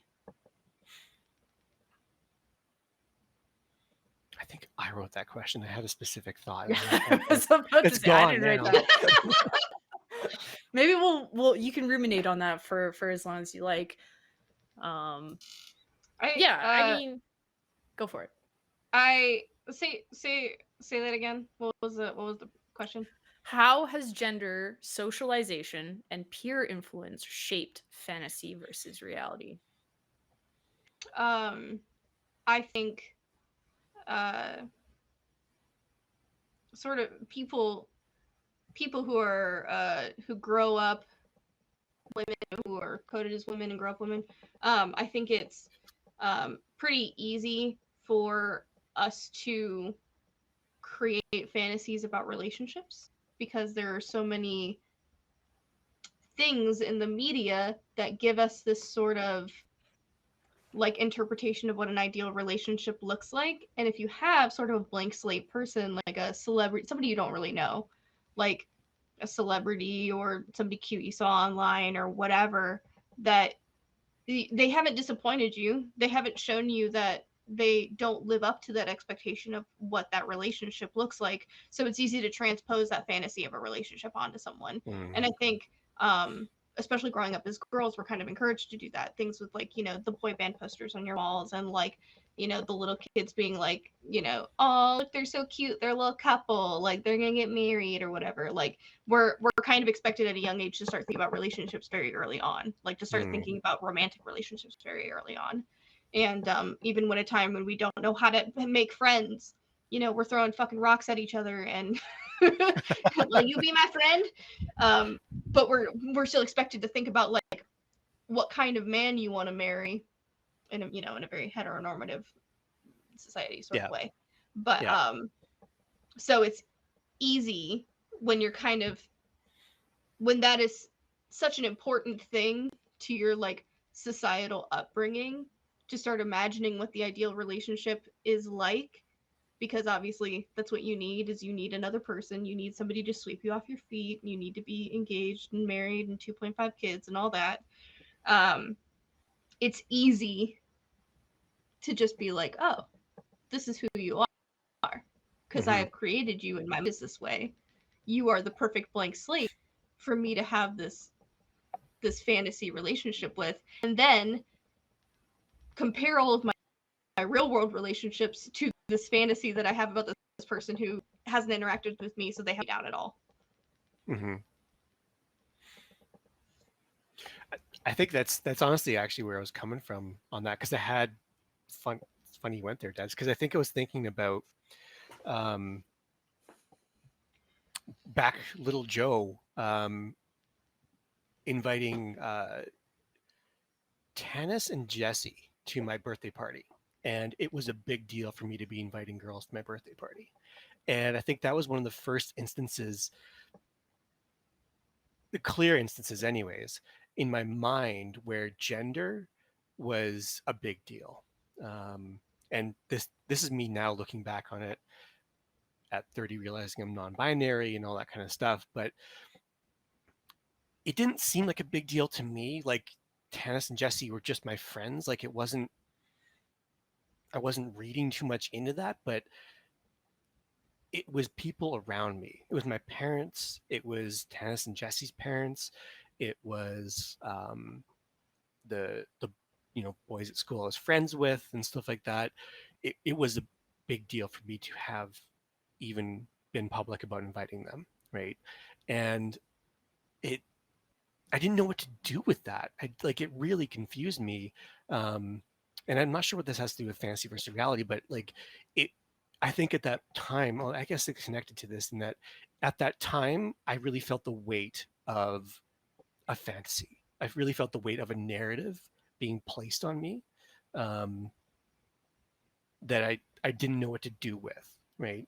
It was adults and it was kids around me that clearly got the memo that I didn't, that they knew that this meant more than me just inviting my friends to my birthday party. And it didn't match with my own reality, right? It's like, yeah, I liked them and there was an affection there. But it was just me inviting my peers to my birthday party, right? And so it skews, because I just think about like the other things that means I like them. I think that's what really bothered me, right? If I'm inviting girls to my birthday party as a 7 or 8 year old or whatever I was, that means I like them, and it didn't match my reality. I liked them, but I didn't know that that's what I was doing when I did that, I don't know if that makes any sense. Because they remove your agency.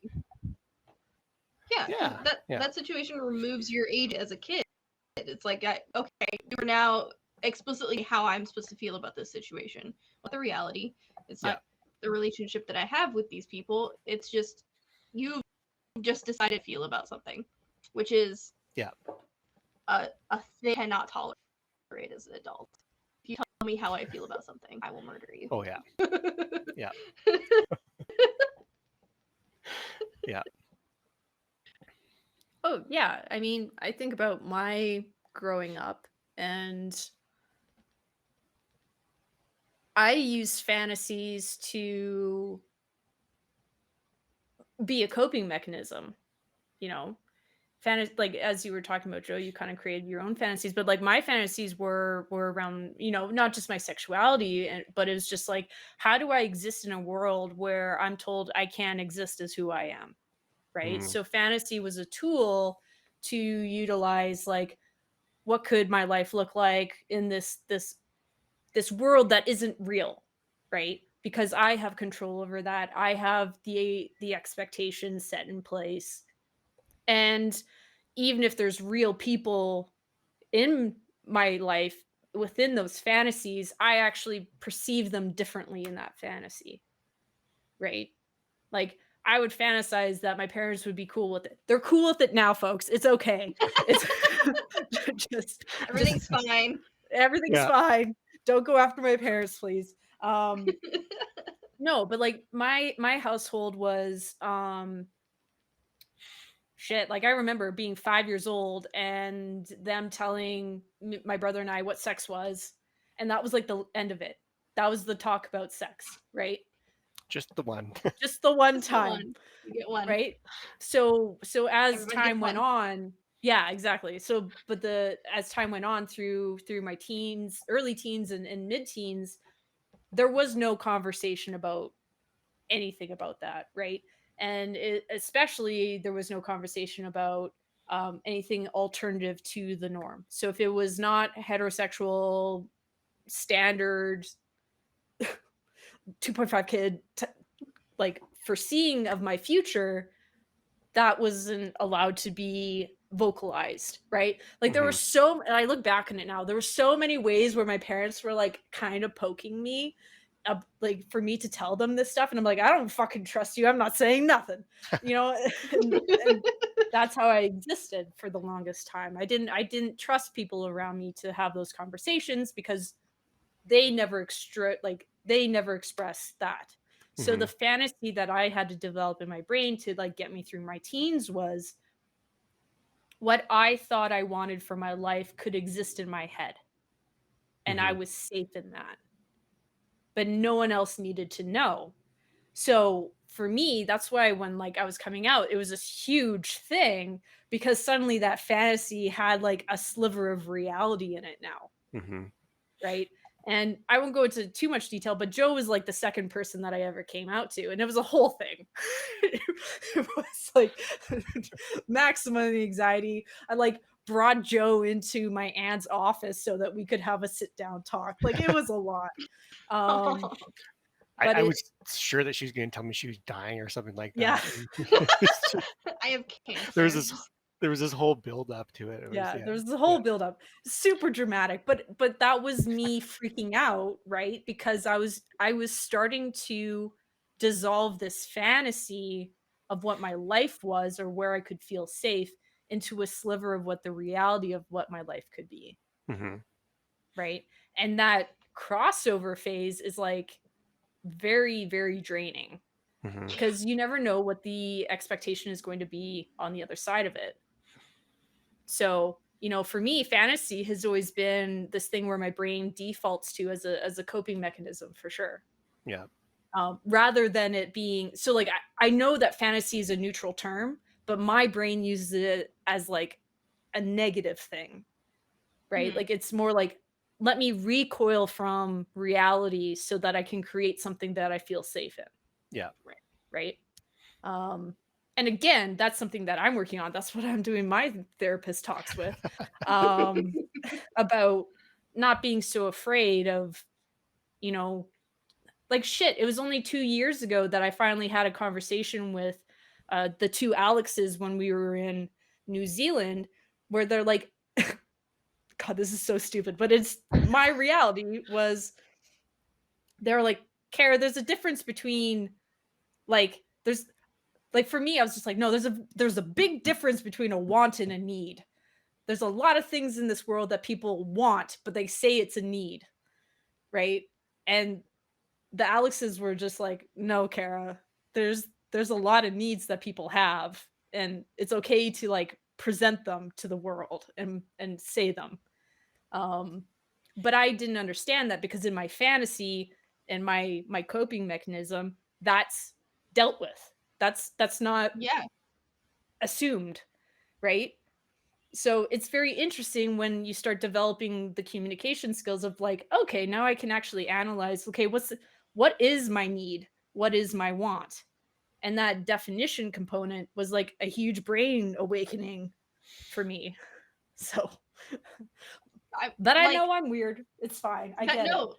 That makes total sense because, and correct me if I'm wrong, because this is kind of just how I interpreted what you're saying. Like, if in your brain, in this like fantasy of like where your life is and what you're getting out of it, like you've already kind of decided that you're getting everything that you need through this fantasy. So like in the real life, your meat suit and everything that is around it needs so very little. But correct. Yeah. So but the reality is, and this is why that's not super healthy though, is because eventually the body and the mind aren't getting what they need, right? Mhm. No, The you can't. fantasy can only be prolonged for so long. Yeah, you can't Yeah. exist off on that fantasy because then your Correct. body's like, well, somebody Yeah. should validate you every once in a while, and that's okay, and you can ask for that. Right. So and uh we made it to meat suit. Excellent, okay. We have. But and that's what I'm talking about when I say like there's a different kind of evolution of fantasy for every different person, right? And Mhm. as someone who's been, rather introverted, very kind of a more of a distant personality type, and I just grew up in a very isolated environment where I didn't get to see a lot of examples of different types of lifestyles or how you could live your life or whatever Mhm. it might be. That fantasy is what was capable of keeping me functioning for a Yeah. very long time. Yeah. Um It's a and go ahead. No. no, go. I was to say, I was like, survival mechanism popped in my brain, right? Mm, It's a survival when there are too many things around us, some perceiving as threats or not, um, too much uncertainty, or we're not really feeling like we can live our truth. The fantasy can get us through those moments, right? Um, and it's okay to get what you need from a fantasy if that's all you can get, if that's all that you can manage in that moment because of where you are and because of what's going on around you. Rely on the fantasy. It's okay, right? But I think there becomes a point at which you're through the tunnel, you're through the storm, that if you're still relying on those fantasies through the storm, I think that's where that there's that discontinuity, that break in continuity between mhm, what your mind is needing, mhm. and what you're actually seeking out, right? Well, reality smacks you in the face. Oh yeah. It's inevitable, right? It's so interesting how dynamic and how influential those fantasies can be as a survival mechanism, right? But there when the components of that starts to dissolve, and I'll say that again, it's just like when it starts kind of just disintegrating at different components of it, then you have to be like, hey reality, oh shit, and you don't have the tools to deal with it, Yeah. Hmm. right? Therapy. um so It, I know we're laughing when we say therapy, but like therapy is great. We are all yeah, pro therapy therapy's here. great. Like We're go all get pro therapy. therapy. Yeah, yeah, Yeah. yeah. Go talk to someone. Yes. It's so funny to me, Kara, that we're friends, in that I feel like in every single one of these conversations, I feel like you and I have had the complete opposite response to a very similar thing, in which you internalized your fantasy a lot. And like, this is just a thing that I'm using to get through my day. Where I, like, during, I would say, probably the most toxic part of my life, I was externalizing the fantasy. I was making everybody do what what I had decided that they were. Hmm. Like, it's like, cool, then I'm, whatever. I've decided that you like me, so I'm gonna treat it as if we're in a relationship, because I've already decided that you like me because I have this fantasy about it. I don't know what real relationships look like. Mm. I'm gonna externalize that, and I'm gonna make that your problem now. Which Well, and that's just like is the dynamic of terrible. people's experiences. Yeah. Yeah, You know, it's like, but that was my, um because I had right. no concept for Hmm. what a real relationship looked like or what real love looked like. So it was, the way in which I could feel love was to just decide that other people loved me. Yeah. Right. Not healthy. That's what it is. I Yeah. don't do that anymore. But again, it's survival mechanisms get us through traumatic periods, but tend to stick around because they're we build a foundation on them, right? Mm. And once we built that foundation on them, it's really fucking scary to knock out those, or to move away from those coping mechanisms, to build different foundations. Um, and something that I've been kind of thinking and working on is creating better failure states. Because I don't make the first move, whether that's romantic, whether that's even in like platonic friendships. Um, one of my closest friends, we're both similarly, like, we're basically emotional twins, and it took us 3 to 5 years to even meet outside of work, right? Like it was this really really long boiling thing, right? Um, but in my mind, right, it's like, what, I feel a connection with this person, but what if this, what if this, what if, and creating all of these catastrophized scenarios as to what happens if I make the first move, again, just as a friend dynamic, um, and they're not interested, right, in Mm-hmm. being friends, right? Like, um, and the work that I'm doing is to create a better failure state around when I recognize that there is a want or a need, however you want to phrase it, of building a dynamic, again, romantic or platonic, whatever it happens to be. I need to create a better failure state for what might come, right? The fantasy, the different fantasies, the different realities that could exist, um, aren't necessarily going to be as bad as my brain wants to make them, because my brain is, again, trying to create a worst case scenario to protect me. Because if the worst Mm. case scenario happens, I'm prepared, Yeah. right? It's a residual survival mechanism that I haven't kicked because it served me well as a young human. Mm-hmm. Right. Totally. That Yeah. made me think of a John Green quote.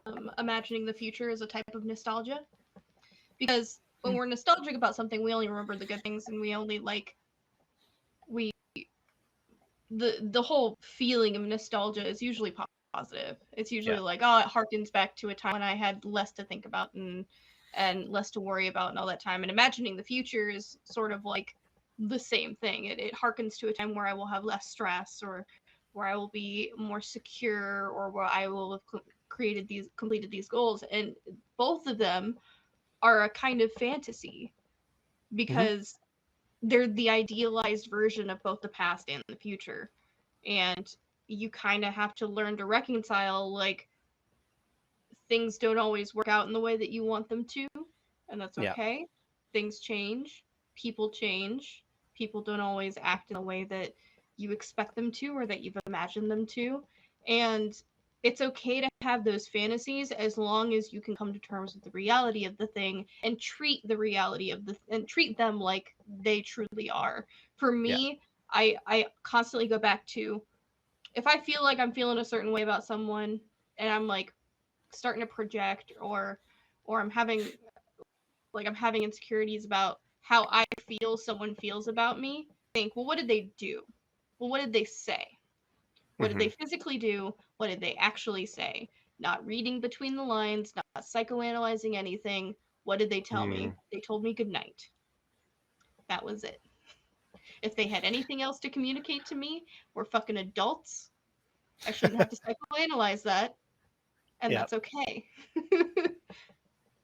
Just when it comes down to, like, trying to split the fantasy versus the reality of a person, like, I often find myself going back into what actually happened, and not Yeah. how did I feel about it, what actually happened. Yeah. Yeah.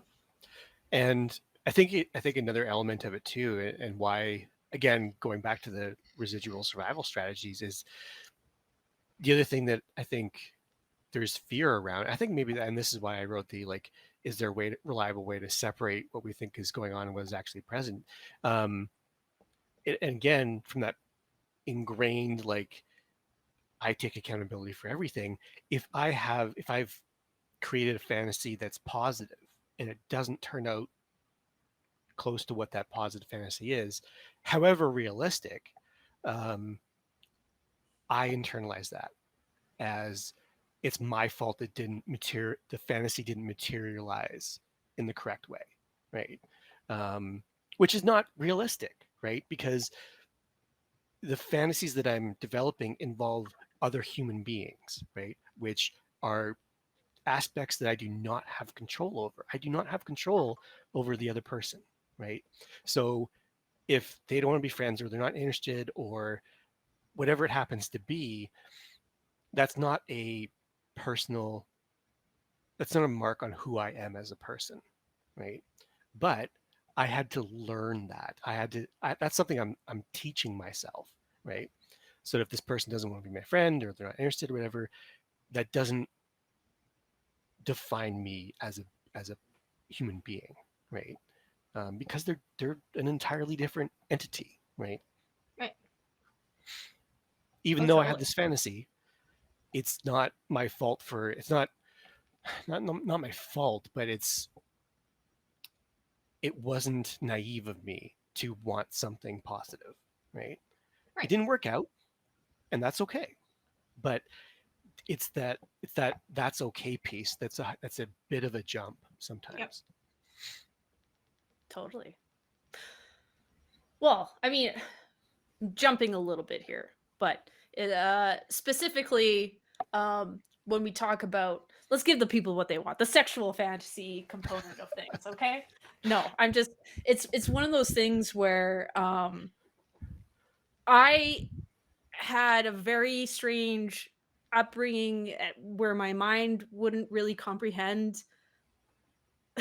Okay, as a, like the easiest description I apply to myself is like demisexual, but like I miss the whole quadrant of adolescence where people go through puberty and we're fucking horny as shit.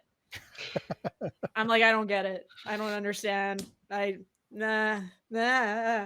And then, but it's this thing when you become an adult and you kind of like look back on it, and I'm just like, man, I felt so uncomfortable when people were talking about these fantasies that they would have with people that they weren't in relationships with. And I'm sitting there and I'm like, fucking judgmental as shit. Right? I'm like, how dare you? They are not consenting to that. Like, you are making this so awkward. The imaginary person's not consenting to that. Yeah. But that's how my brain was like functioning. I was like, oh my God, like without any sort of feeling attached to it. I'm so objectively from the outside, you're looking in and you're just like, oh, that's a little bit weird. Like, but it's something that I've had to teach myself, and understanding is just like, what does a fantasy look like in those terms? And it's just like I'm laughing. It's not funny. I'm Oh no, uncomfortable. I was laughing at Serena clutching your Yeah. pearls. Oh shit. Yeah. Ugh. But it's interesting that it's how our brains can interpret, you know, again, we use the words wants or needs or whatever it might be, but the fantasy when it comes down to like intimacy with people has been something that I've had to really be open to understanding from the people who share that information from me, and me trying not to be a judgmental asshole about it. But it's like, it's not to say that I've never had my own fantasies around that. It's just way less than the fully sexual people of the earth would potentially have available to them. So it's just it's so strange to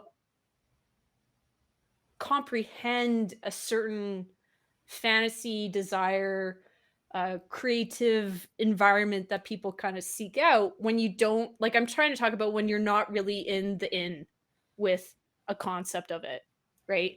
So for me, what I'm trying to say is, like, from the outside, when I look at the sexual aspects of it, I don't get it. I didn't really get it for a long time. I needed people to explain it to me to really get on board with it. But a lot of people will look back at me like, that's the dumbest thing, Kara. How can you not feel that? And I'm like, I don't. I'm so sorry. Like, it's just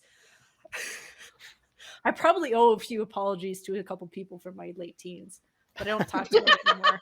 So it's probably Um, fine. yeah, It's fine. I hope they're Everybody's okay. assholes. Everybody's Yeah, assholes when they're teenagers. yeah. Yeah. But anyway, that's just the aspect of, I think, what some people want to talk about when we talk about sexuality and stuff like that too, is just um like there's the term don't kink shame, right? I'm like, but there's a line between understanding that some people literally don't get it and need education and need understanding Mhm. to Oh, for sure. even wrap Mhm. their brains around it, right? So like that's how I describe like demisexual or asexual perceptions of people. I'm just like, do you understand this kink? If it's not your kink, you don't get it, Mhm. right? So it's Oh, just like, there's lots of things that are my kink or that aren't my kink that I get. no, but I'm just saying, but you've also been educated a lot about that though too, Oh yeah, Des. yeah. Like that's your job, pretty much. Yeah. Yes. Um so it's interesting. I can't quite remember where I was going with this, but the fantasy versus reality thing is just like um yeah, I just wanted to tell everyone I was fucking judgmental as shit about sexual fantasies growing up, and definitely chilled out about that now. So cool. Hey. Well, I mean, there's also the opposite. I mean, there is, which kind of brings up kind of a thing that exists a lot within my industry, is people who are older for the first time, like feeling like they feel enough to fantasize. There are people who who like go through their lives and basically don't consider fantasies, sexual or non-sexual, as like a thing that they regularly engage in, because that's like, it's kind of, for some people that's boring. Like Mhm. that's not real, like that's not reality. Why am I wasting my time thinking about this thing that's never gonna happen? Like, or whatever, or they're too afraid to think or to even like grasp the possibility that their lives could be different in some way by engaging in that fantasy. So I see a lot of people in my industry who are in like their 60s and 70s being like, I'm just now, like, I've had this sort of internal desire to have this fantasy, not even to like initiate the reality, just Mhm. they're giving themselves permission to have the fantasy at all, Mm. sometimes in their Yeah. 50s or 60s.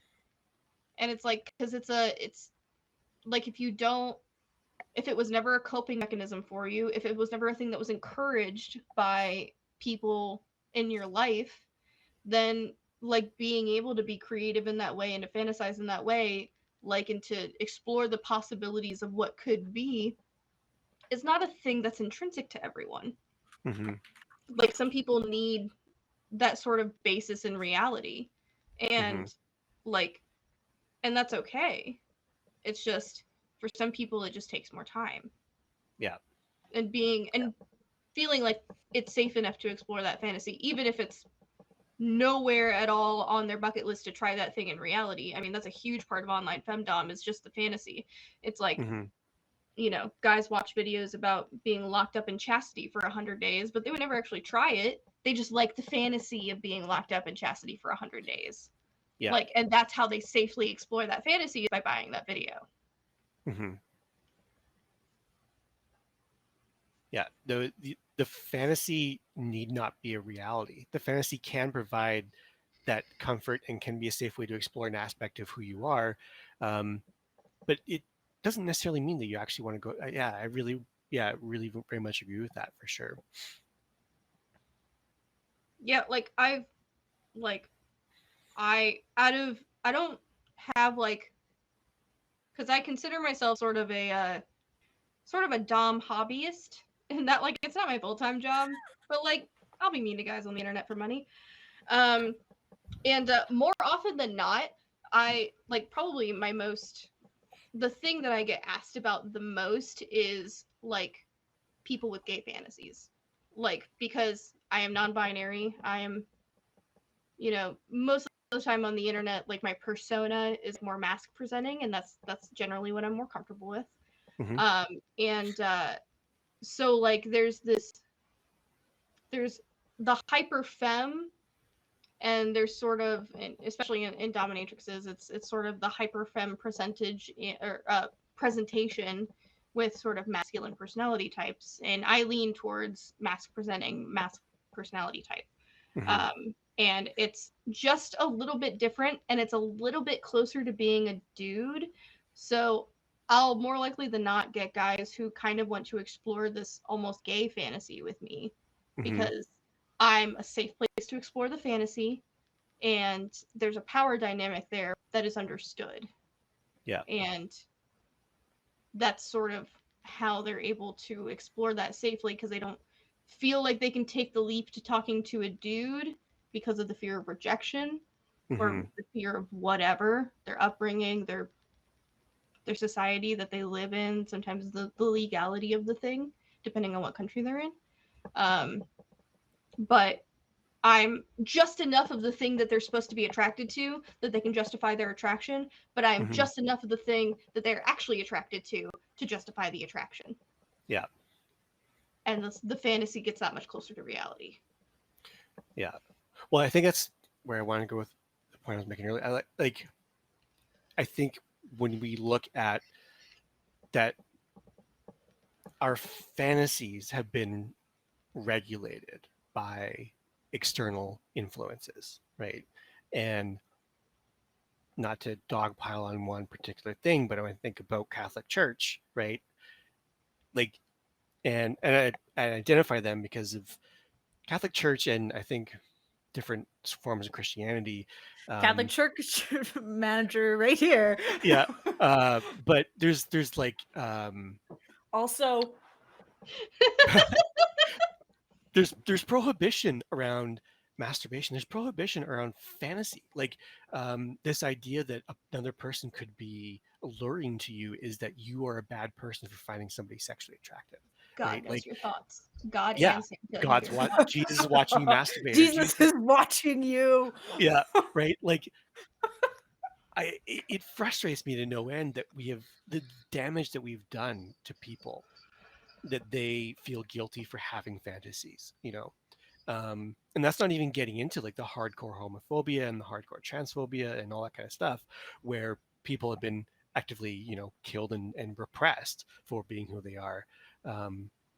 Like it's all of it, but it comes down to that. That's one of the tools and techniques, right? Is if you are thinking about this, right? If you're fantasizing about this, you're bad. Not even if you're doing it, if you're thinking about it, you're bad, right? And I just think that cuts so deep. It creates a level of shame that takes forever to dig out, if ever. Like Des, you're saying, like some people, 60, 70 years old, finally for the first time exploring a fantasy. I have to wonder where that shame comes from. Yeah. Oh, the Catholic Church. Oh yeah, no, I know. Just the Catholic Church. No.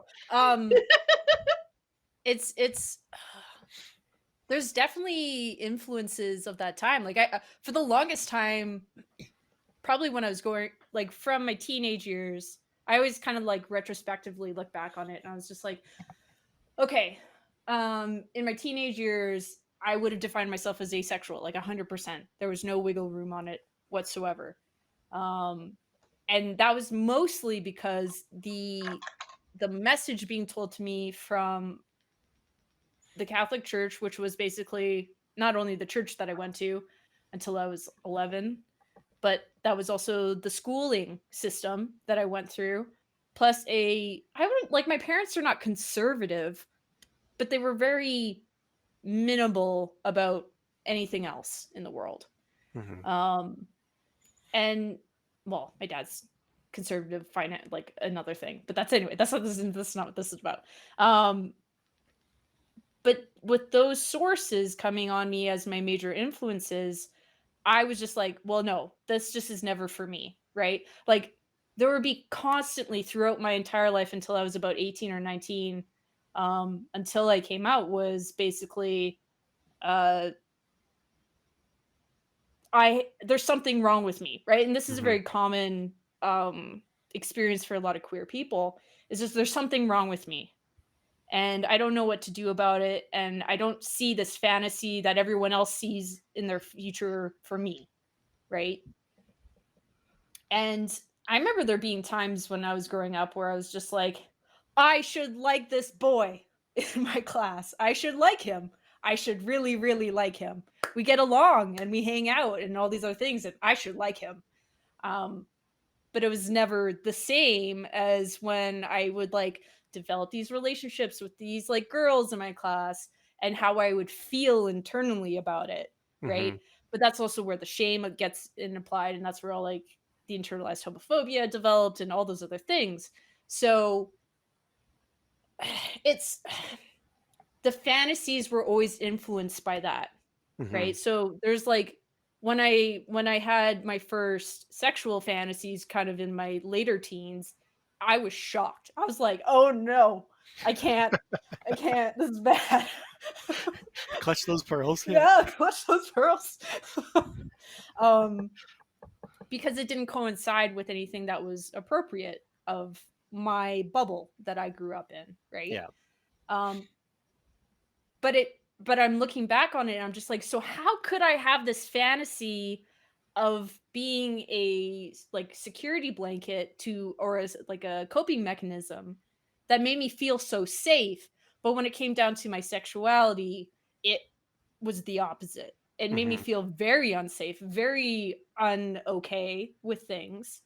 But usually that was always a external influence on it, Yeah. rather than, I always felt control in my life and I like having control in my life. And so that fantasy felt good, but it was the opposite for when it came to sexuality. Mm-hmm. Well, I just want to go to chat here for a sec, just because Serena has something in it. I don't know if this is too big to highlight. Um, Chat out. Boom. yeah. So I think just to your question here, have you ever had fantasies that don't coincide with your, you kind of cut it off there, with your gender expression? Um, I think it's normal to have fantasies that don't coincide with your gender expression or sexual expression. Um, but I think, Serena, you're right to kind of like question whether that's a socially imposed gender expectation, because um, that programming, that gender programming, that socialization programming runs really deep. Remember, like I think we talked about this last week, when babies are expelled from the womb, we are already assigning them a gender and gender expectations. We have little onesies for boys that says like little heartbreaker, right? Um, we People will put babies together and say, "Oh, they're on a date" and stuff like that. It's tongue in cheek, but that stuff reinforces certain narratives. And so Mhm. the fact that certain fantasies pop up in our brains now and then, um, I think is very normal. I don't know. I throw it to Kara and Des here too to add your comments and thoughts. Oh yeah. Oh yeah. Have you ever had any fantasies that don't coincide with your sexuality generation? Literally all the time. Because here's what it's about. Um, I dated. I consider myself like not exclusive, because like gender is a fucking spectrum. Like not exclusively into women or people with vaginas. But I don't consider myself to cis men. But I've dated a lot of cis men in the past.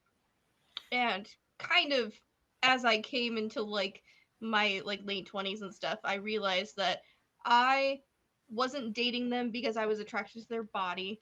I was sort of dating them because I was attracted to their body, but I was attracted to men that I wanted to look like because I was fighting with my Mm, own gender identity. I was attracted to men who I felt like if I looked like that, I would be fucking hot.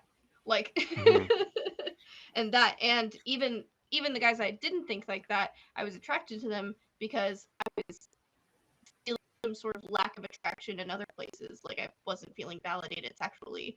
And it's very easy to get sexually validated by dudes. It's super easy to get sexually validated by dudes. So that was like my weird string of like, even though I was constantly like in my head, I was like, I'm very gay. Like I'm very like, Mm-hmm. I would rather be in a relationship with like not a cis man. Like none of my relationships with cis men ever worked out because it never added up. But I was still having sex with them. But it wasn't for anything like I was attracted to them. It was either A, I wanted to be them, or B, I liked the attention it got me. Mm-hmm. And that was like both of those things coming from a very insecure place. So yeah, I totally had those fantasies, but it didn't coincide with my sexuality or my gender expression because I was so caught up in those things and I was so insecure about other things that at the end of the day, that wasn't what mattered. The other things Mm-hmm. that I got from those relationships were what mattered. Yeah. Mm. And having those fantasies didn't make your actual sexual or gender identities any less valid, right? No. I think that's the other thing to kind of talk about here, because I think that what's it called, queer imposter syndrome. I think that's a Mm. thing, right? So I think I've heard lots of queer folks and myself too wrestle with dynamics aspects of this too, where it's like if I have heteronormative fantasies or I have gender normative fantasies, well, then I'm obviously not queer, right? It's And the opposite. It's the opposite of the religious thing. It's the fucking thought police of one side or the other. yeah, Mm. It's yeah, like you're punished in your brain by parts of society by even thinking about not having heteronormative relationships. But then once you like make that social flip and you're like, okay, I'm a gay now, then all of a sudden you're punished for having any sort of straight fantasies. yeah, yeah, yeah. It's not necessarily one side. It's the regulation of thought. It's that you have to think the way I think for it to be real, right? Right. Um, that there's sort of one way to be, and there's not one way to be, and that these things are very fluid and flexible and shift all the time.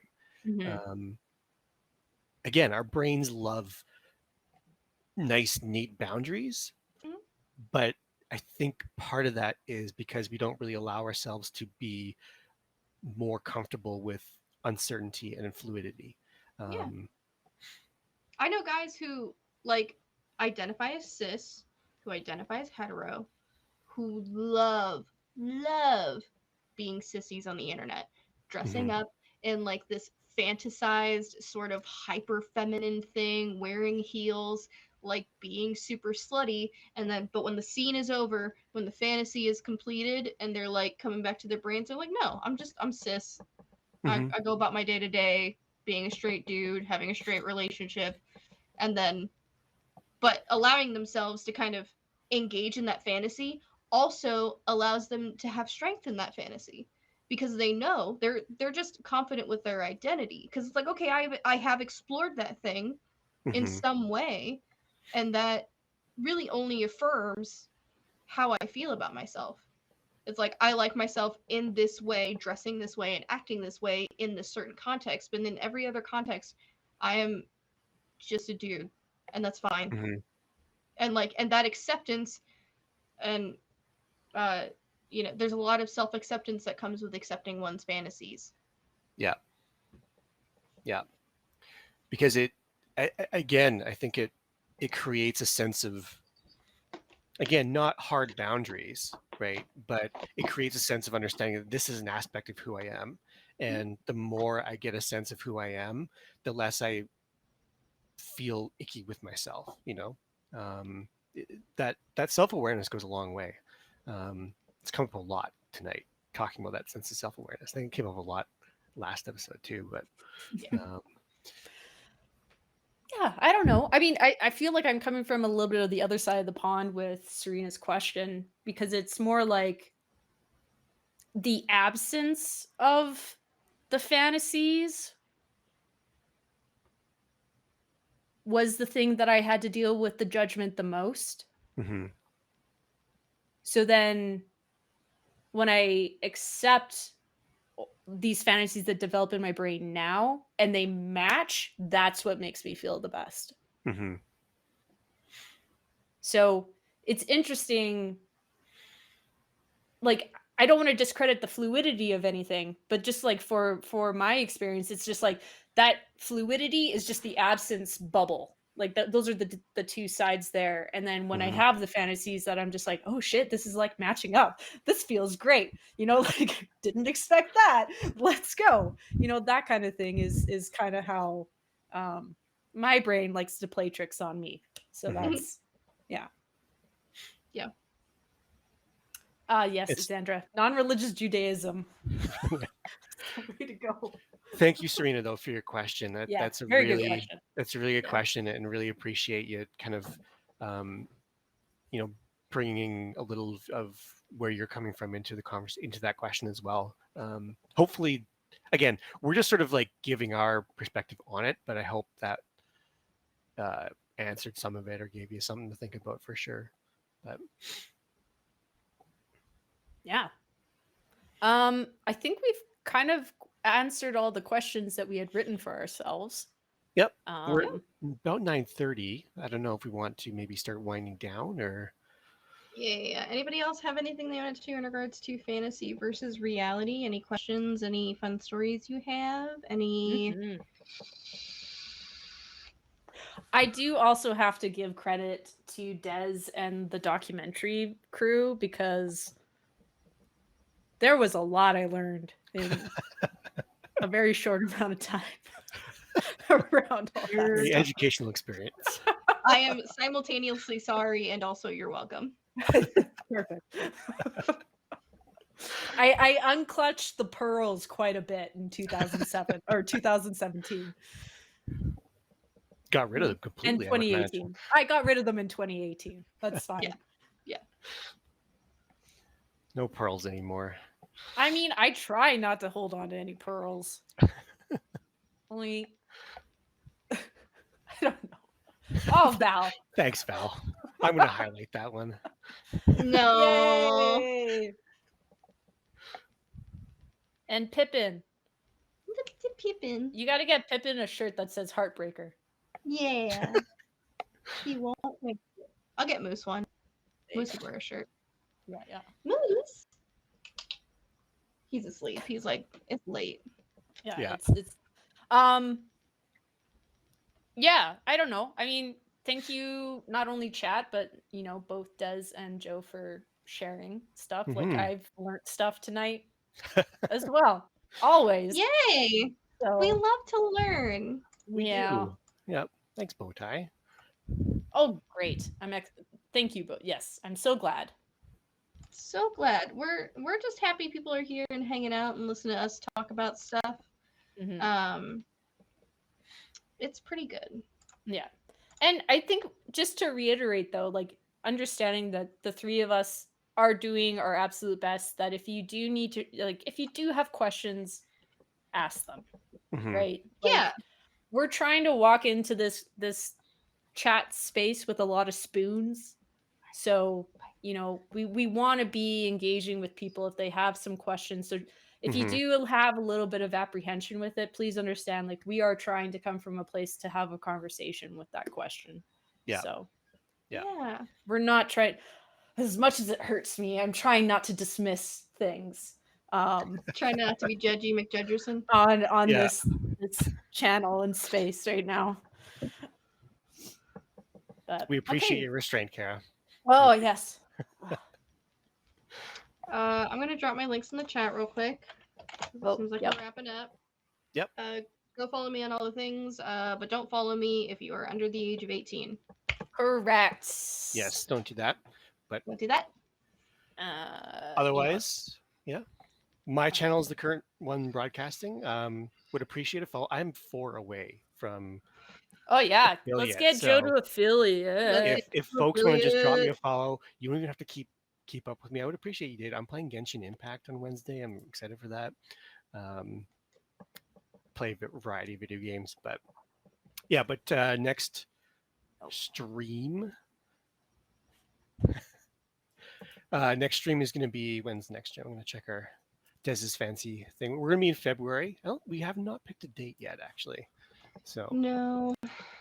we're aiming for 2 weeks each month. So it may be the 31st, actually. Yeah. So tentative date the 31st. Yes, of January. Nice. Cool. Well, sorry, what day are we doing this next? 31st, tentatively the 31st. Tentatively the 31st. Okay, cool. I'll have to get my shit together. Right, because Yeah. I will be hosting the next show. Yeah. So I get the power. Yeah. Mm-hmm. Very excited. But yeah, I think I don't know. Do we want to push anything else? What else is going? Des, you gonna do any streaming at all in the next little while? I might pop on for a little bit of 7 Days to Die. I'm not doing Spooky Tuesday this week. I got some stuff going on in the real world space. So I'm not gonna be doing Spooky Tuesday, I don't think. But I just downloaded 7 Days to Die, and I may be playing that with a good old Captain Gingerbeard and his surly crew. Right. But I think that's it. I don't think I have anything. I'm like busy this week. I have work and shit. Got stuff to do. I got stuff to do. I am trying to make it to that affiliate though. I want all of your sweet, sweet bits. Joe? I did mine already. We did? Yeah, Genshin Impact. Oh, right. Wednesday. Yeah. Sorry, I got distracted by other things. Anyway, yeah, I'll be on the internet maybe tomorrow, Thursday, 2NPC Sunday, all the reg. Yes. Karen and I'm going to try and have a new game for 2NPC this coming Sunday. So I just want to drop the Discord one more time. Oh yeah. Yeah, if you got that queued up. Yeah, I got that. Just in case. So if you want to join the Discord for 2NPC, there's a tab in there for the 3NPC. And again, if you have questions or you want to start a conversation, that's the place to do it. Please make sure it is respectful. If you happen to answer or even ask questions, otherwise you'll have to deal with one of us. Yeah. So. And we have mods with the banhammer. So I always use my powers for evil. Right. Which is fine. But yeah.